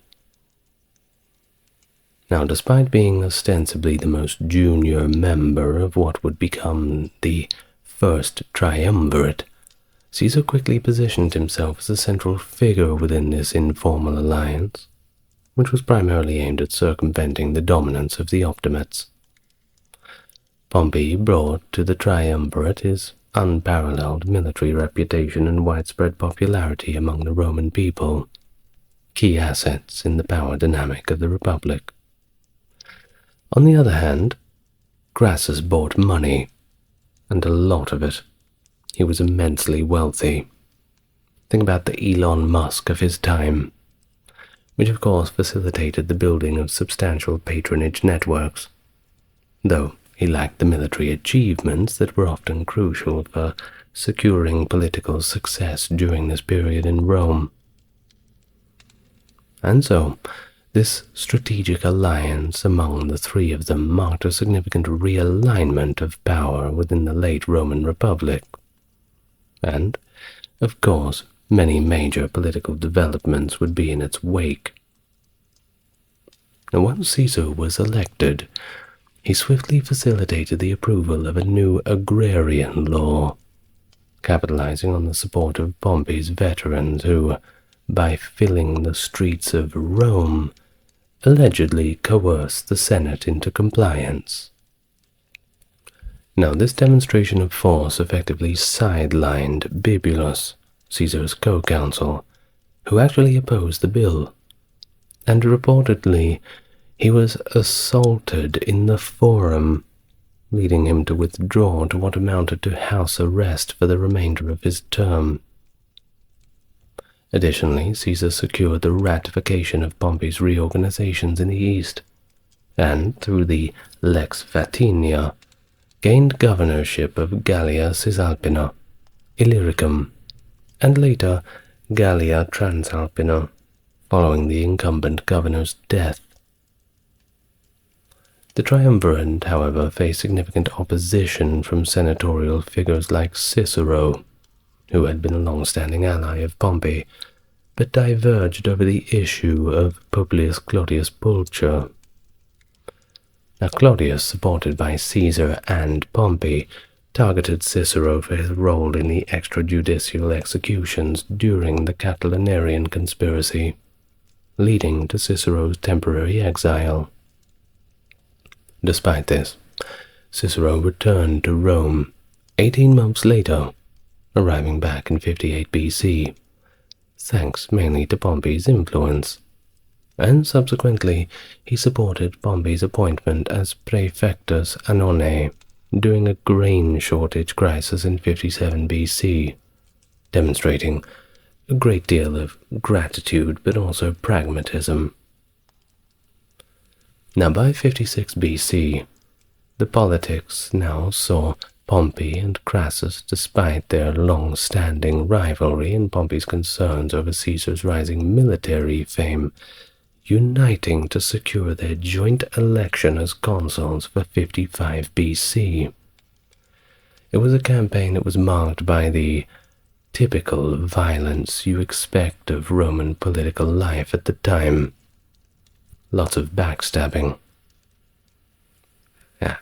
That wasn't too bad of a joke. That was all right.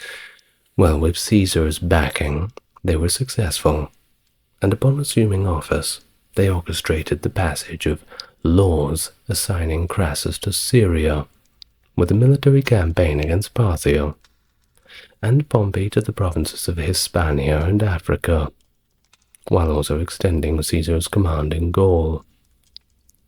All three were granted expansive military and diplomatic powers for a period of 5 years, allowing them to levy troops and engage in war or peace negotiations at their discretion.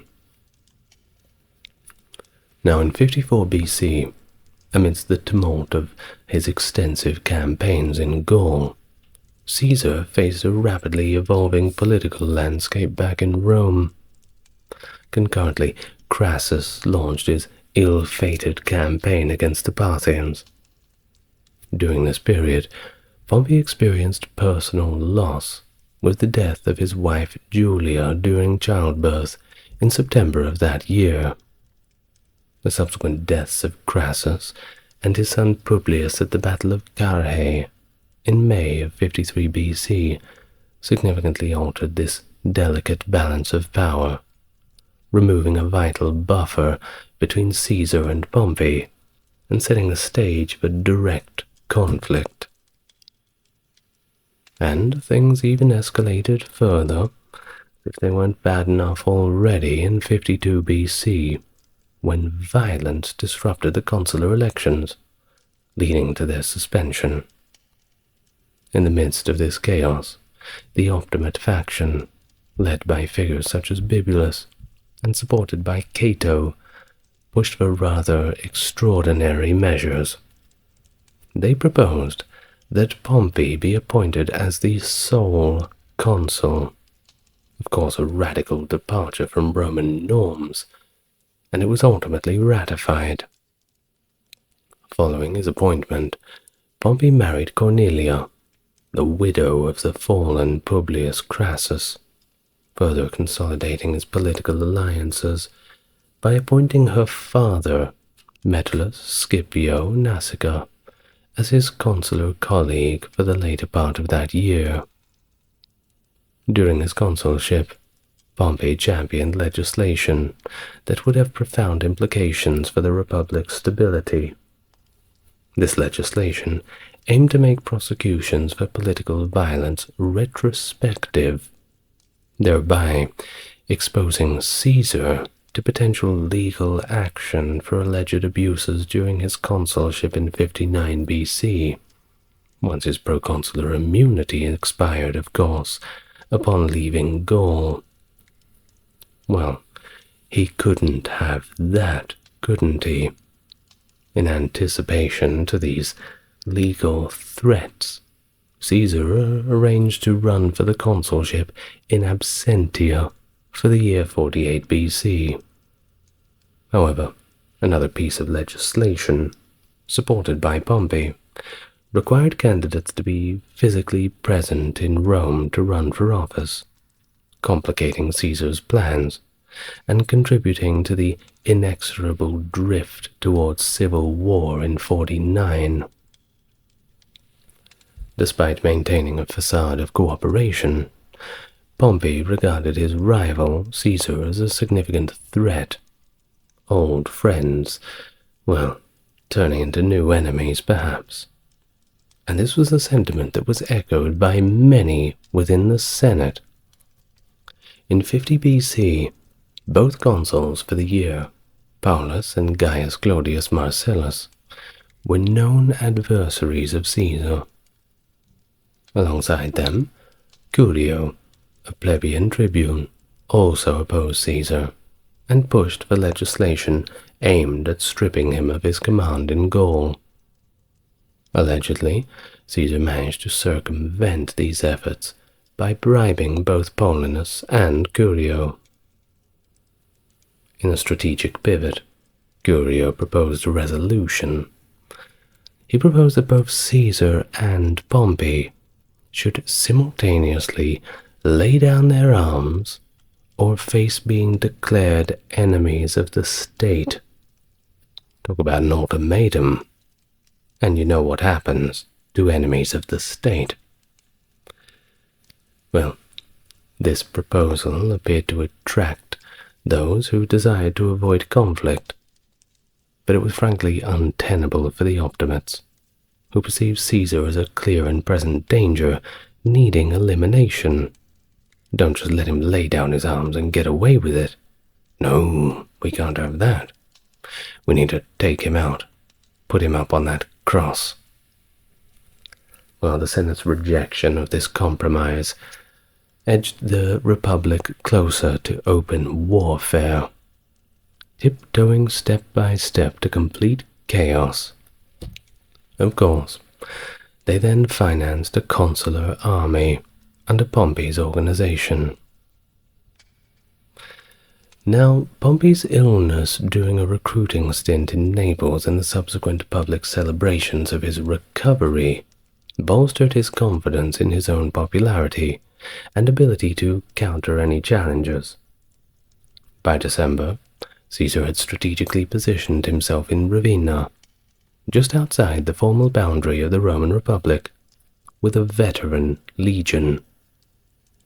The Senate's attitude was uncompromising towards Caesar, influenced by a strong faction that was deeply wary of any concessions.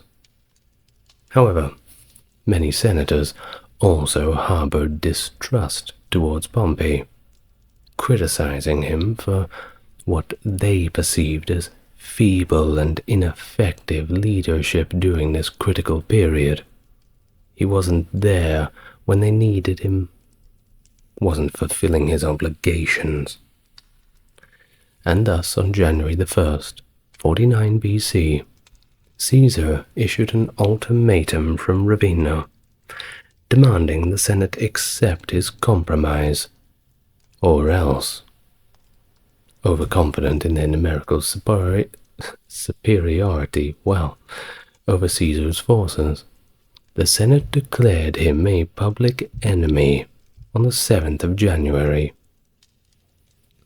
Thus, in defiance, he famously crossed the Rubicon River into Italy on the 11th of January, 49 BC, a decisive act that effectively launched the great Roman civil war, signaling his intent to confront the Senate and assert his rights, famously captured by the phrase, "The die is cast." Now, as the civil war commenced, Caesar, now deemed a rebel, found himself significantly outmatched in terms of resources. He possessed no naval force and commanded only 3 under-strength legions. But in contrast, Pompey was backed by the formidable resources of the Roman Senate and state, and also the support of his clients in the East.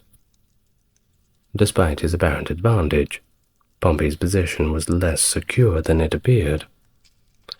He served merely as an advisor to the Senate, which was divided between those seeking a negotiated peace and those who were wary of Pompey's intentions, viewing him with just as much suspicion as they did Caesar.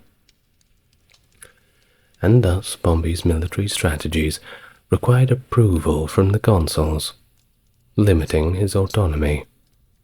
His recommendations were not always heeded, as evident when Cicero declined his request for recruitment assistance, and Cato refused command of Sicily, a key location for controlling Rome's grain supply. This lack of coordinated support certainly did not help Pompey. Now, Caesar, on the other hand, was advancing rapidly towards Rome, and he caught Pompey's defenses off guard. Despite being numerically inferior, Caesar's forces consisted of seasoned veterans, and they were fiercely loyal, whereas many of Pompey's recruits were mercenaries or simply inexperienced recruits. This disparity was highlighted during the siege of Corfinium, where Pompey's obstinate ally, Lucius Domitius, was besieged and ultimately surrendered his 13,000 men to Caesar. These forces, under Asinius Pollio, were subsequently deployed to take Sicily. Well, in response, Pompey retreated from Rome, ordering senators and public officials to follow him to Brundisium. From there he successfully transported his troops across the Adriatic to Dyrrhachium and Thessaly. Meanwhile, unable to pursue immediately due to lack of ships, Caesar focused on securing his rear by defeating Pompeian forces in Hispania before returning to Rome in December of 49 BC. This delay allowed Pompey time to assemble an army nearly twice the size of Caesar's, and maintain control of the sea lanes through his naval superiority. By January 48 BC, however, Caesar managed to cross the Adriatic Sea with 7 legions and landed in southern Albania. After capturing Oricum and Apollonia, he advanced towards Dyrrhachium, Pompey's primary supply base. Pompey managed to arrive in time to thwart Caesar's efforts, and established a fortified camp across the river Apus. The two armies settled into a standoff, neither side eager to initiate hostilities, Caesar due to his military disadvantage, and Pompey preparing to weaken Caesar through attrition, mirroring his earlier strategy against Mithridates. And thus in late March, the deadlock in the region was disrupted when Mark Antony successfully navigated across the Adriatic with 4 legions, landing at Nymphaeum, about 57 kilometers north of Dyrrhachium. Attempting to prevent Antony's forces from joining Caesar, Pompey marched northeast to set an ambush. However, local sympathizers who were loyal to Caesar informed Antony of the trap, allowing him to hold his position until Caesar advanced closer. Faced with the prospect of being sandwiched between two Caesarian forces, Pompey strategically retreated. With their forces united, Caesar reassigned his troops. He sent 1.5 legions to Aetolia and Thessaly to secure support and provisions, and 2 more legions under Domitius Calvinus to block Metellus Scipio in Macedonia. Concurrently, Pompey's eldest son, Gnaeus, inflicted a significant setback on Caesar by destroying his fleet at Oricum and Lissus, effectively severing Caesar's supply lines from Italy. Caesar attempted to draw Pompey into open battle at Asparagium, but Pompey declined engagement. Outmaneuvering Pompey the following day, Caesar marched back towards Dyrrhachium, setting up camp before Pompey could arrive. Lacking the necessary siege equipment to take Dyrrhachium, and unwilling to leave Pompey free to attack from behind, Caesar chose to besiege Pompey instead. While Pompey had sufficient food supplies, Caesar's strategic damming of local rivers created a water shortage and limited forage for Pompey's cavalry. The intensifying conditions forced Pompey to make a critical move in late July, breaking through part of Caesar's lines, rendering the siege ineffective. And Caesar then withdrew back to Apollonia. Now, as Metellus Scipio arrived in Thessaly to reinforce Pompey's position, Caesar moved south to confront him, joining forces with Domitius Calvinus. Along the way, Caesar's troops sacked the city of Gomphi. Pompey pursued Caesar to the vicinity of Pharsalus, but hesitated to engage in battle, possibly due to his customary caution. Well, despite being completely outnumbered, Pompey commanded about 38,000 men, with Caesar around about 22,000, but with a significant cavalry advantage.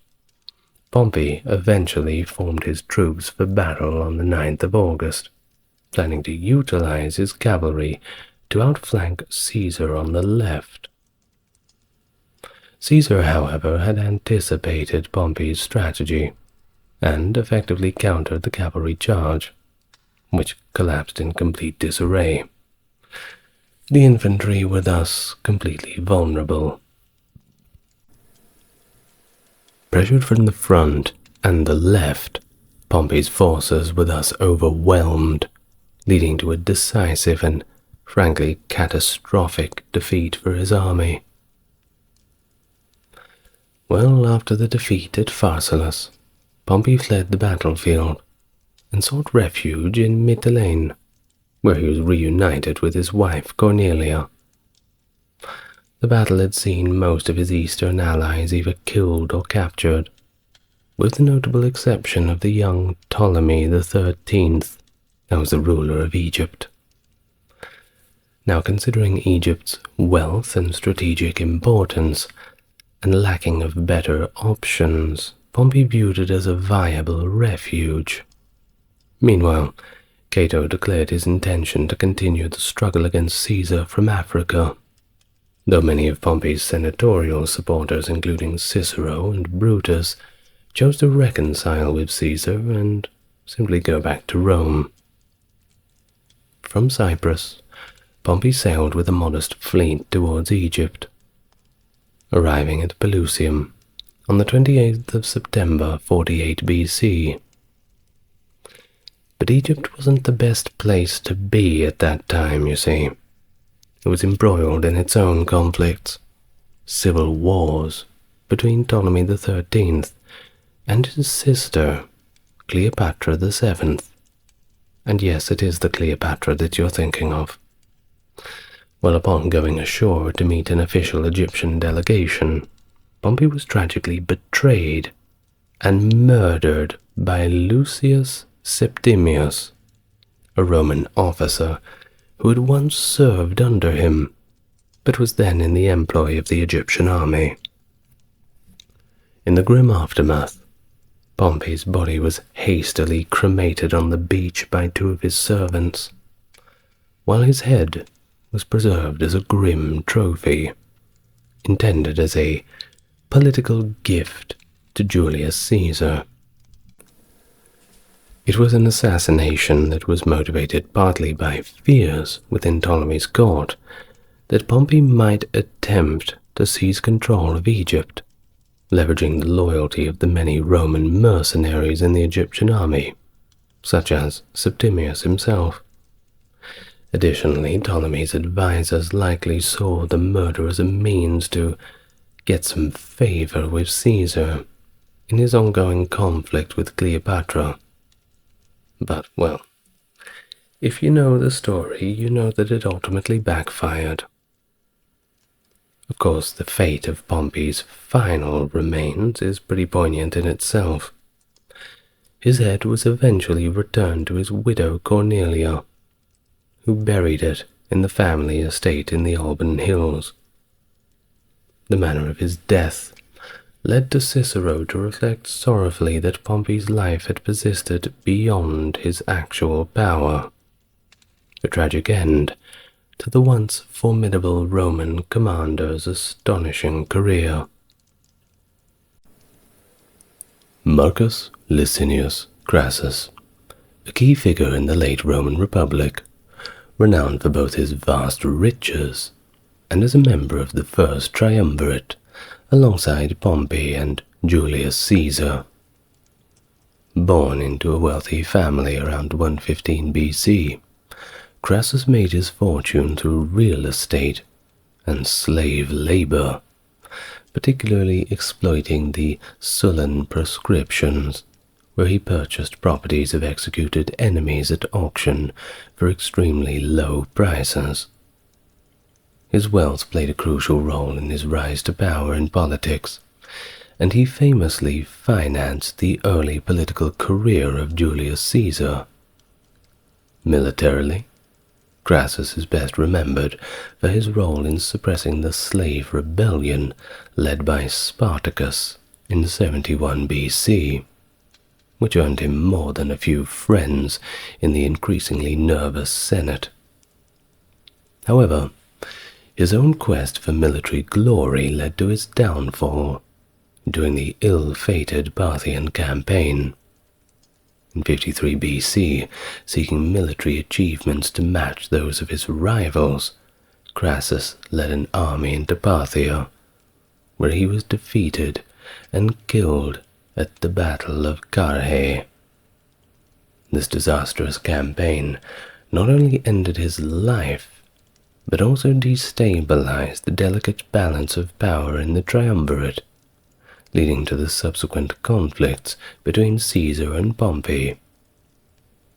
Thus, the legacy of Crassus is a complex blend of immense wealth, political influence, and ultimately tragic military hubris. A volatile tale in the final days of the Roman Republic. Hello my friend, and welcome to the channel. Newcomer, good to meet you. Repeat listener, great to see you again. Supporting the channel is as easy as enjoying the channel, and I invite you to do so just like you are now, or in whatever capacity you seem fit. And if you want to do me a favor, the like and subscribe is right there, and that lets YouTube know that you want more people to enjoy it. Further beyond that, check the video description. You'll find where you need to go. But now let's all get nice and relaxed. We're going to be looking into the life of Crassus today, an often overlooked character, I believe, but one that stands shoulder to shoulder with the likes of Pompey and Julius Caesar. So, we best talk about him.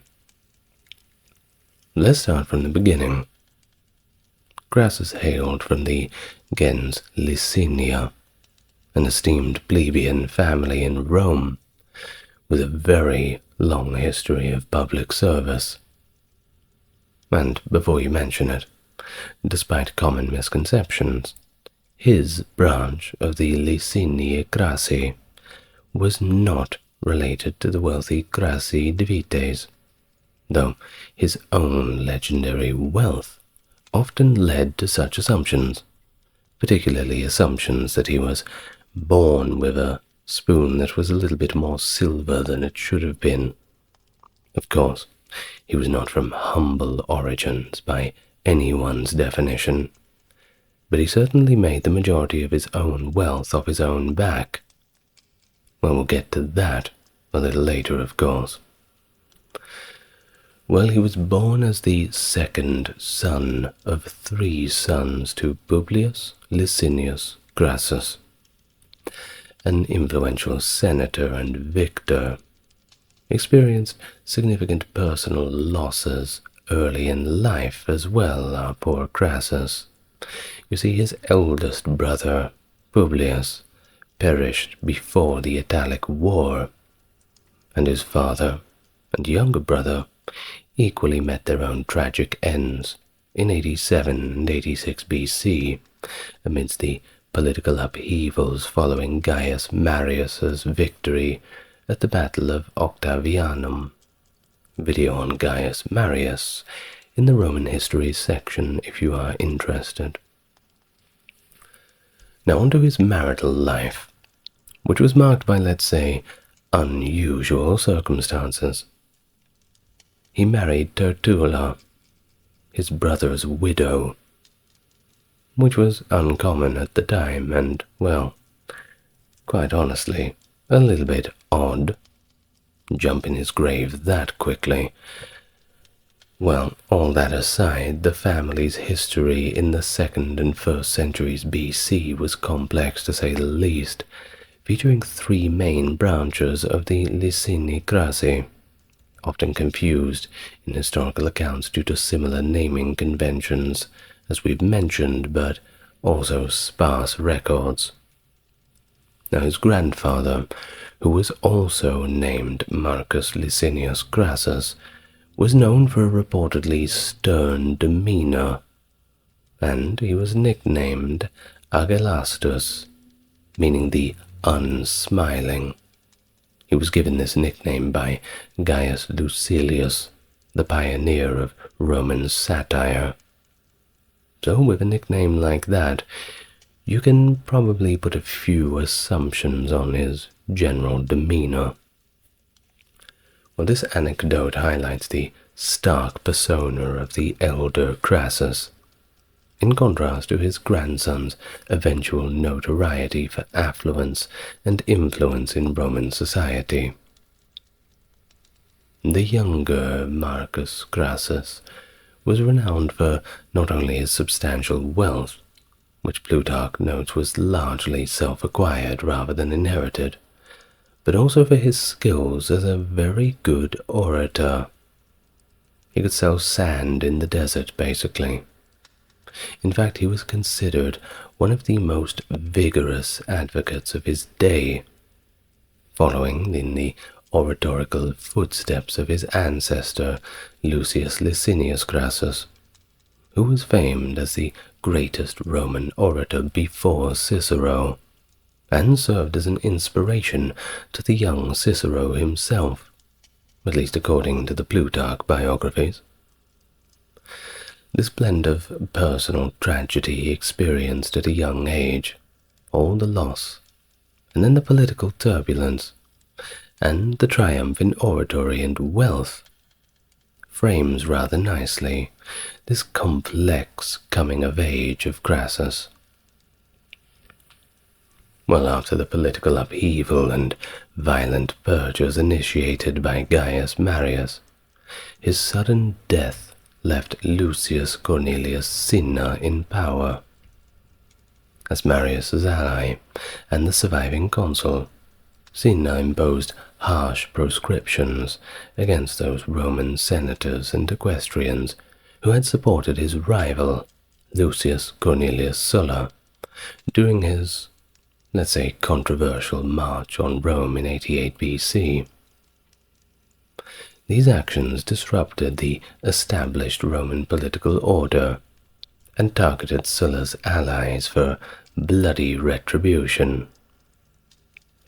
Amidst all of this turbulence, Marcus Licinius Crassus found himself in a very precarious position, mainly due to his family's association with Sulla, deep roots, political and personal. It was time to make himself scarce. Didn't want to be around when the purges began. So, forced to flee the capital, Crassus sought refuge in Hispania, that's modern-day Spain, from 87 to 84 BC. 3 years just keeping his head down a little bit. But he had plans of his own, of course. During his exile, he leveraged his father's strong network of clients in the region to raise an army, albeit it was not too much of an impressive one, an understrength legion of about 2,500 men, and they weren't very battle-hardened. But it was better than nothing. With this force, Crassus resorted to extorting funds from local cities to finance his operations, a practice that earned him a notorious reputation, and accusations such as the sacking of Malacca. While following Cinna's death in 84 BC, things were a little bit safer. So Crassus moved to the Roman province of Africa, where he briefly allied with one Metellus Pius, one of Sulla's staunchest supporters. However, disagreements with Metellus soon prompted Crassus to leave Africa, and so he sailed his forces to Greece, where he joined Sulla, who was preparing to reclaim control of Rome. During Sulla's ensuing civil war, Crassus proved his military prowess alongside Pompey by defeating the forces of Papirius Carbo at Spoletium and besieging the Marian commander Carinus. Crassus' most decisive military role came during the Battle of the Colline Gate, where he commanded the right flank of Sulla's forces. Despite initial setbacks for Sulla, Crassus's segment of the army achieved significant success against the enemy forces. And when Sulla's center was faltering under the increasing pressure, Crassus's victory on the flank provided a much-needed morale boost. Upon hearing of the success of Crassus, Sulla ordered him to advance on the enemy's center. This strategic maneuver contributed crucially to turning the tide of the battle in Sulla's favor, and ultimately, the day was won. By the next morning, Sulla's forces had secured a complete victory, and his control over Rome was solidified. The outcome of the Battle of the Colline Gate not only reinstated Sulla as the dominant power in Rome, but it also positioned Crassus as a key figure within the Roman political and military hierarchy. Sulla's gratitude towards his allies and his known retribution towards foes of course placed Crassus in a very favorable position. Sulla was going to reward his friends, and reward them well. And upon all of this, the foundation for his future rise in Roman politics was firmly established.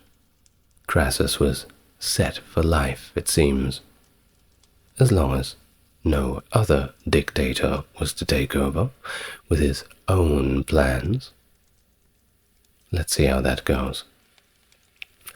Well, following the upheaval of the Marian Sinan proscriptions, Crassus was primarily focused on restoring and significantly enhancing the fortunes of his family, which had suffered considerable losses. During the subsequent proscriptions led by Sulla, Crassus emerged as one of the most aggressive and successful acquirers of properties confiscated from the political enemies of Sulla. Sulla's strategy not only aimed to punish those aligned with Gaius Marius and Lucius Cornelius Cinna, but also to dilute the culpability of such punitive financial measures by involving as many of the Roman elites as possible in these acquisitions. The proscriptions were harsh, leading to the execution of political adversaries and the confiscation of their estates. The victims' female relatives were often left in a precarious social state, unable to marry or remarry at that, thus severing their ties to any potential political or financial recovery. Crassus exploited these circumstances to amass an immense personal wealth, and rather notoriously, he is said to have had the name of a wealthy individual added to the proscription list, merely because he wanted to take all of his money. I'm sure it's not the first time it's happened. Unfortunately, probably not the last time that a rich person will be set up so someone can take his money. Only a richer person, though. Well, according to Plutarch, who's, well, if you want to learn about the lives of the ancient Romans and Greeks, he's kind of the one-stop shop. Crassus's wealth was initially less than 300 talents, but it swelled to 7,100 talents, which equates to about 229 tons of silver. This fortune, which in today's terms would amass, at least out of the silver prices of August 2023, to around $167 million. That's US dollars. And it was all largely amassed from the complete societal chaos of the time, just grabbing a little from column A, a little from column B, grabbing from this burnt-out estate and this seized property. It all adds up, capitalizing on both war and the misfortunes of others, which Plutarch phrases as making, and I quote, the public calamities his greatest source of revenue. Well, beyond his direct gains from the proscriptions, Crassus diversified his wealth through other ventures. He engaged in slave trafficking, operated lucrative silver mines, and made speculative real estate investments. Unfortunately, his other business ventures were just about as immoral as the first ones. And notably, he capitalized on frequent fires in Rome by purchasing fire-damaged properties and their adjacent buildings at reduced prices, often directly from distressed owners who were desperate to unload them. He then leveraged his substantial contingent of slave labor, reportedly over 500 of them skilled in architecture and building, to restore these properties at minimal cost. I'm sure with plenty of whip-cracking, though. Now, this strategy not only rehabilitated his assets, but also significantly expanded his real estate holdings throughout Rome, effectively rebuilding much of the city under his own ownership. Well, leveraging the frequent fires that plagued Rome, he came up with another idea. He would start the first fire brigade. That's right. Now, this all sounds pretty good, right? Making a fire brigade, well, that's very nice of him. Well, just wait a minute. This brigade consisted of about 500 men, and of course it was created to combat the rampant fire outbreaks within the city. But this was no charity job. Crassus utilized the force in a manner that significantly augmented his wealth and property holdings. When a fire broke out, his brigade would arrive promptly at the scene.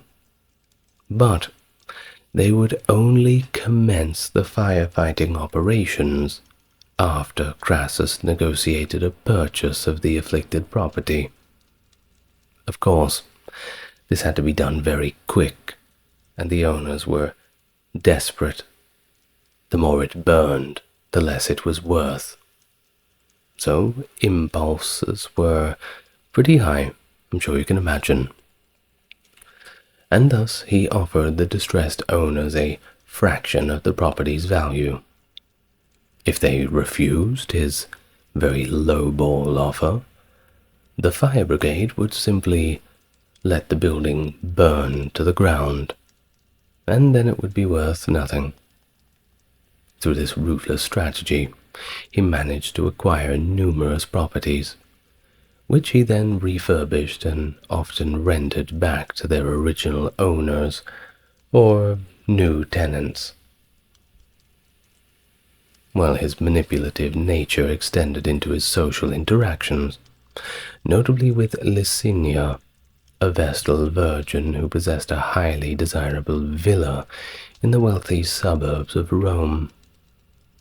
According to Plutarch, Crassus's repeated attentions towards Licinia were not driven by romantic interest, but rather his desire to acquire her property at a bargain.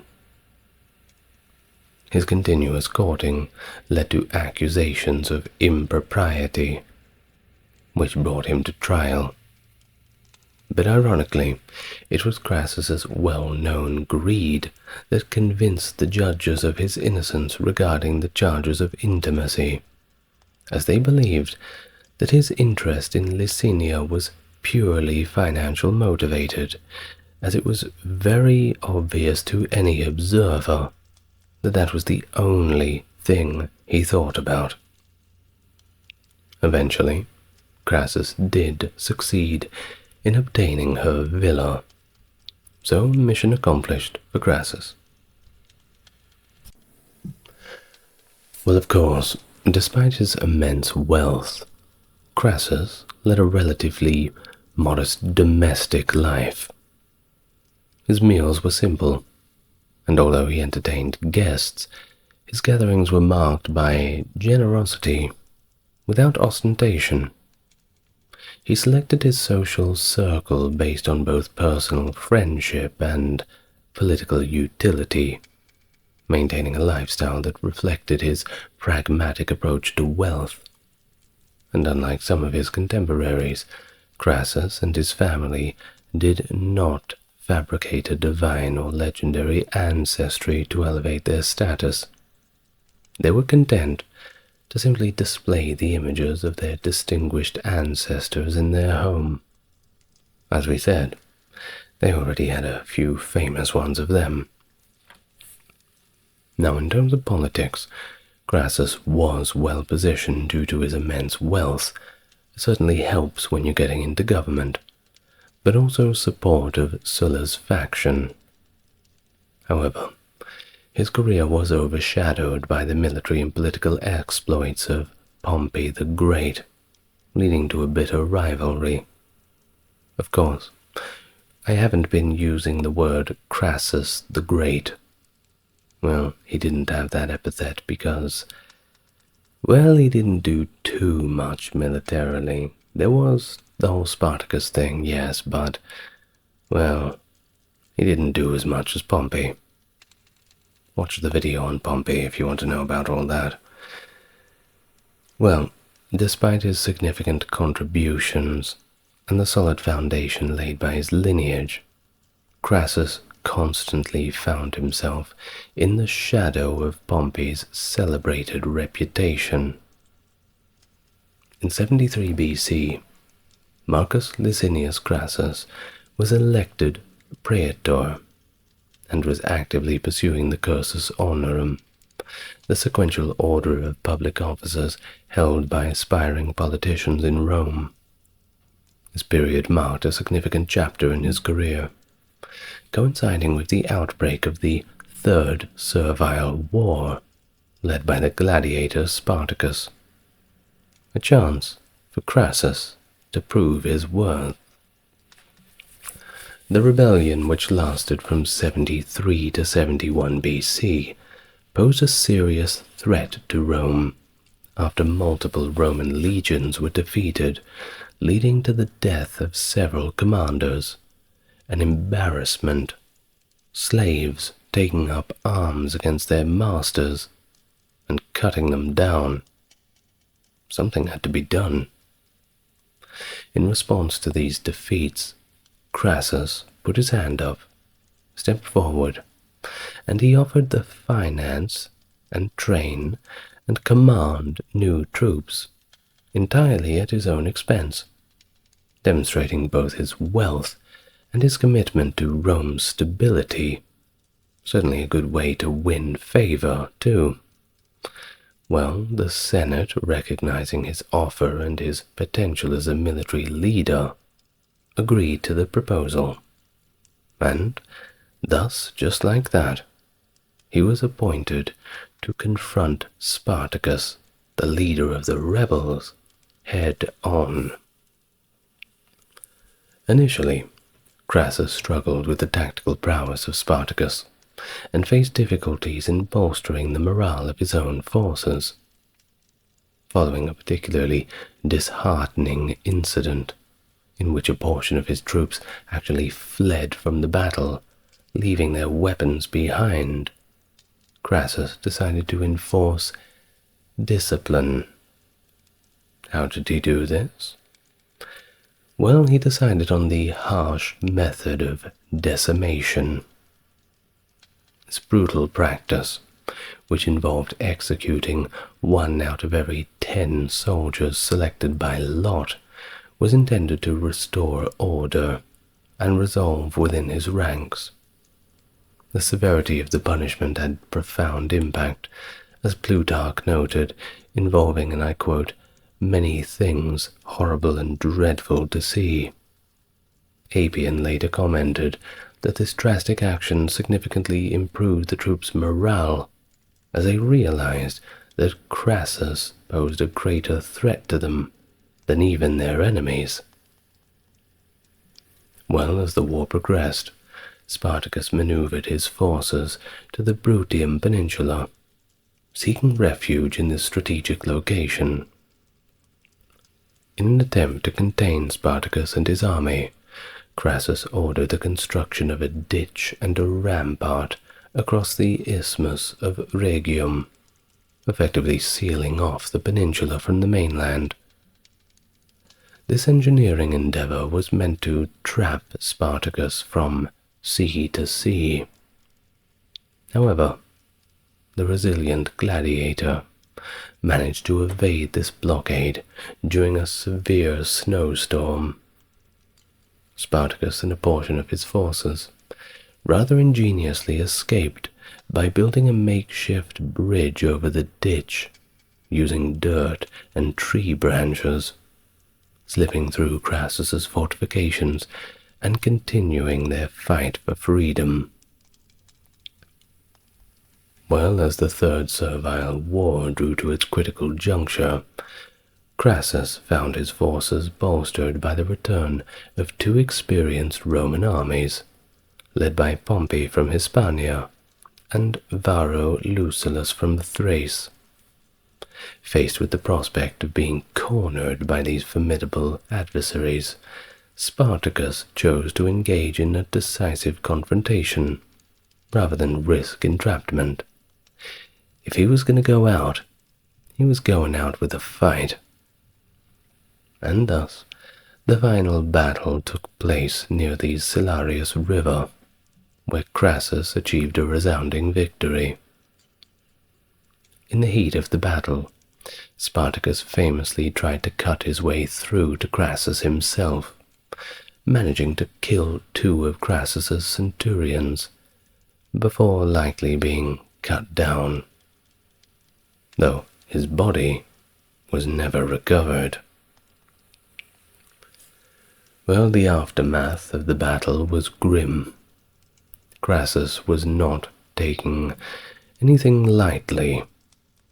He ordered the crucifixion of 6,000 captured slaves along the Via Appia, that is the principal route south from Rome. Of course, whenever you're leading new slaves in, then you would have them all looking at this sight, and they would all know what happens to rebels. You will be caught, and you will be crucified. A brutal display, serving as a stark warning to deter any thought of future rebellion against Roman authority. Well, despite this decisive victory, Crassus was concerned about receiving due recognition for his efforts. Before the battle, he had requested reinforcements from Pompey and Lucullus, but he later regretted this decision, fearing that the ultimate credit for ending the war would go to whoever arrived with reinforcements rather than to him, who had orchestrated the major battles. This concern proved to be, well, quite prescient, as Pompey's arrival and subsequent actions against the scattered remnants of Spartacus's forces allowed him to claim a significant share of the victory. Pompey reported to the Senate that while Crassus had defeated the slaves, he, Pompey, had won the war. No wonder there was animosity between the pair. Yikes. Well, in the aftermath, despite his pivotal role in suppressing the uprising, Crassus thought it prudent to not seek a major triumph, that lavish public celebration of victory that was typically reserved for conclusive victories over foreign enemies. Instead, he settled for an ovation, a more modest form of triumph, traditionally awarded for lesser conflicts, such as those involving slaves. This decision reflected both the societal norms regarding victories over slaves, but also perhaps Crassus's own recognition of the shared nature of his triumph with Pompey. Following their respective roles in quelling the Third Servile War, both Crassus and Pompey saw the consulship, a highly coveted position within Roman politics. Plutarch details the political maneuvers leading up to their joint consulship in 70 BC, showing the dynamics between the two leaders. Crassus, keen on securing his consulship, approached Pompey for support, and Pompey, seizing opportunity to bind Crassus in a political debt, supported his candidacy enthusiastically. He even went as far as publicly declaring that he would value the colleague as much as the office itself, a gesture of public support from Pompey that played a role in Crassus achieving his political ambition. However, despite their successful campaign for office, their partnership in power was not without discord. According to Plutarch, once they were in office, Crassus and Pompey disagreed on practically every single issue, leading to a politically ineffective consulship marked by constant arguing. Their inability to cooperate rendered their time in office unproductive. Now, Crassus, who was known far and wide for his immense wealth, used his financial resources to gain political favor and fulfill religious obligations. He conducted public sacrifices to Hercules and hosted banquets for the populace at 10,000 tables, also distributing enough grain to sustain each family for 3 months. These acts were not only fulfillments of a religious vow, but also a strategy to secure the support of the popular party. demonstrating his blend of piety and political know-how. Appian offers additional insights into the tension between Crassus and Pompey post-rebellion. Both leaders retained their armies near Rome during their candidacy for the consulship, a clear indication of the ongoing power struggle. Have a couple of thousand men with sharpened swords, just in case. Well, despite Crassus's previous service as praetor, fulfilling Sulla's legal requirements, and Pompey's lack of traditional qualifications, coupled with his youth, Pompey's promises to restore powers to the plebeian tribunes reduced by Sulla bolstered his position. The standoff over who should first dismiss their army near Rome shows the deep-seated rivalry and mutual distrust between the two.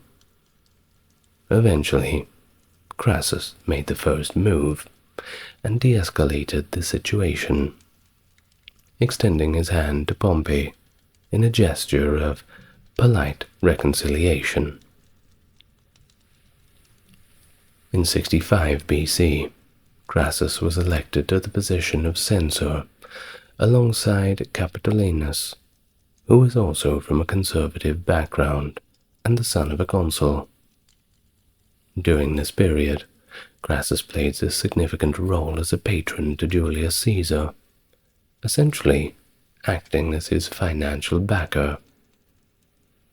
Crassus' support was crucial for Caesar's political ambitions, including his successful campaign to become the Pontifex Maximus, the chief priest of Rome.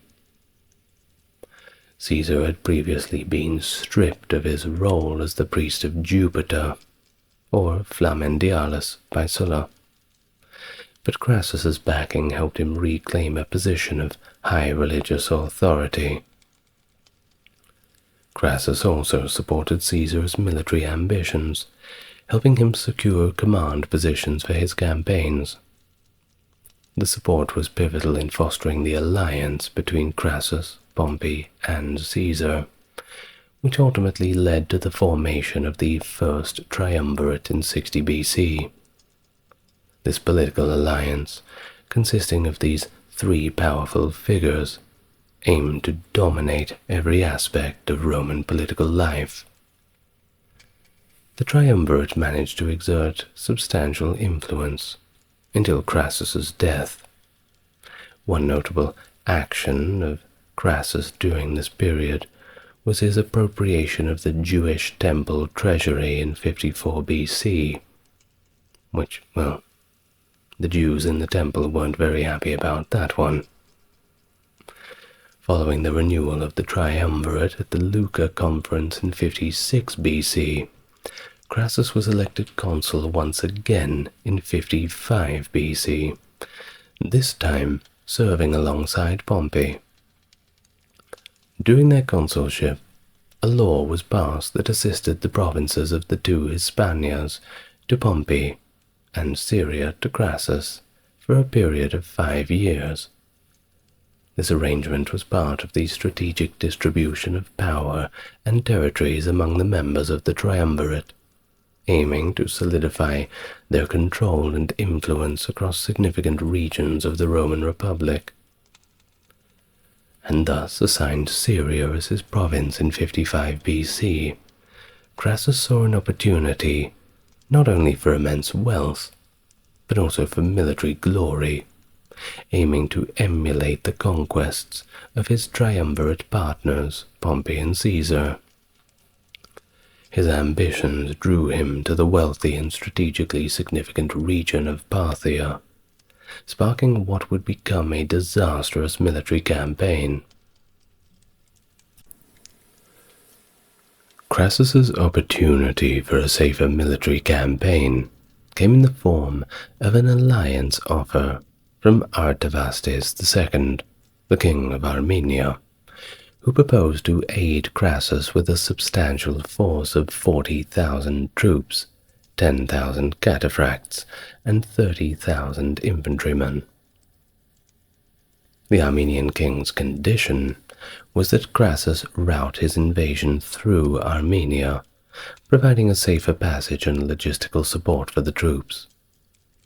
However, Crassus, perhaps blinded by a desire for a swift victory, or perhaps distrustful of involving the support of the Armenian king, declined this offer. Instead, he chose a more direct but riskier route by crossing the Euphrates, replicating his prior year's successful minor campaign.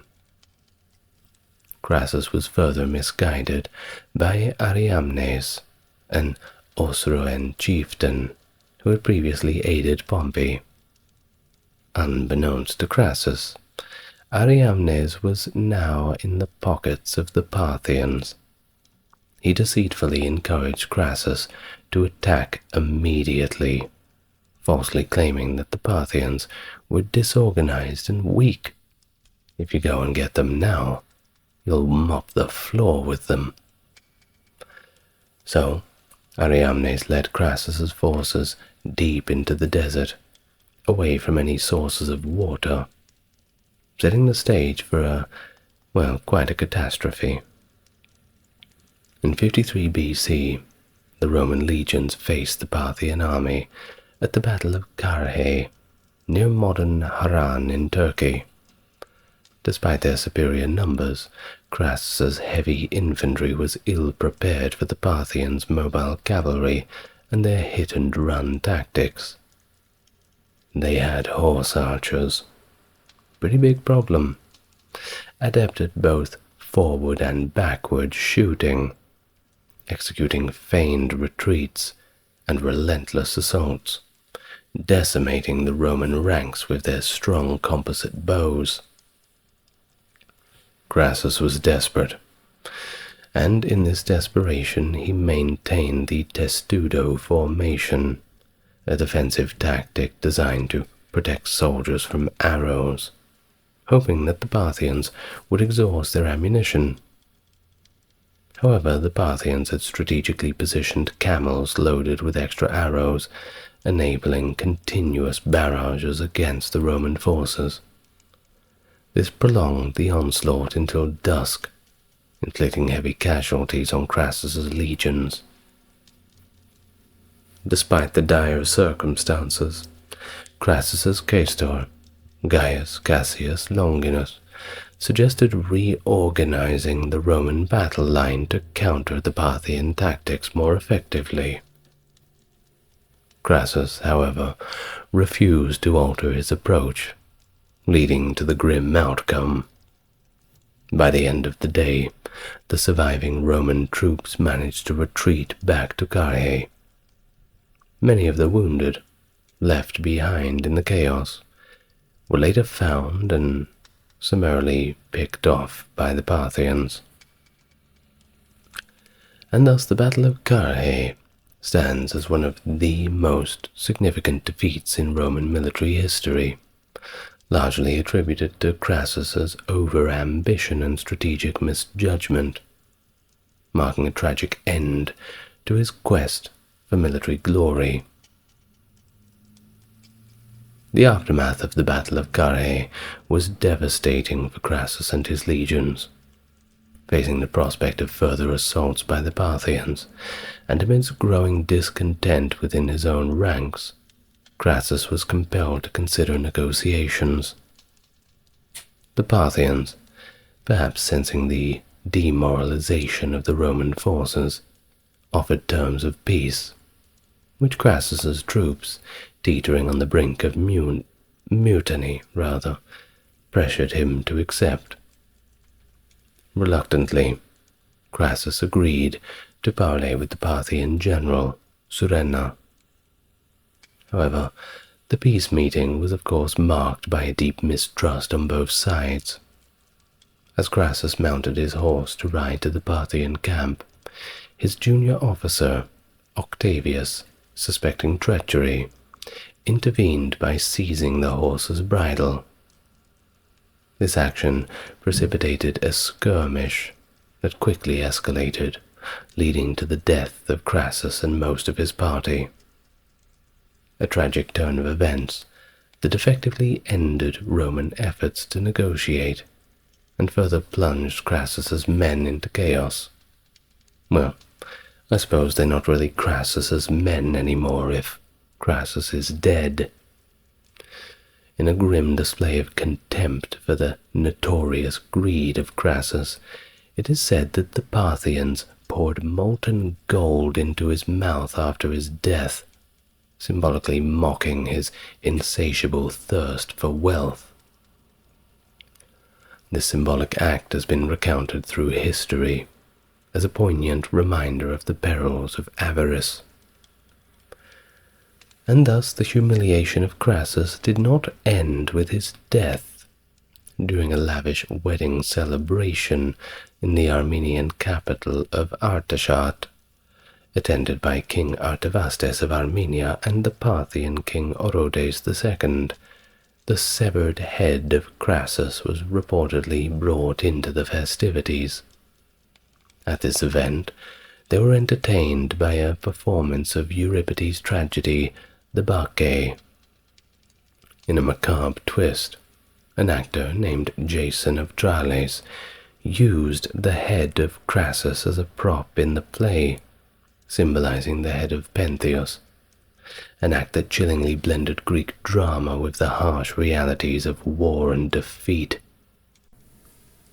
Furthermore, the account of Plutarch tells that the Parthians continued to deride Crassus posthumously by dressing up a Roman prisoner, Caius Pacianus, who bore a resemblance to Crassus in women's clothing. They mockingly called him Crassus and Imperator, parading him in a grotesque imitation of Roman triumphal processions, a spectacle designed to further demean the memory of Crassus and ridicule the Roman tradition of military parades that celebrated victory and imperial power. Accounts like this highlight not only the brutal nature of ancient warfare and the personal risks involved for leaders like Crassus, but also the deep roots of cultural and psychological warfare that could accompany many conflicts, using symbolism and spectacle to assert dominance and humiliate the conquered. But, as they say in ancient Rome, vae victis. Not so fun when you're on the other side of it, I suppose. Well, I'd like to thank my top-tier patrons: Britt, Charles, Dark Factory, JC, Jeffrey, Wendy, Tim, James, Aaron, Scott, Dark, and Ben.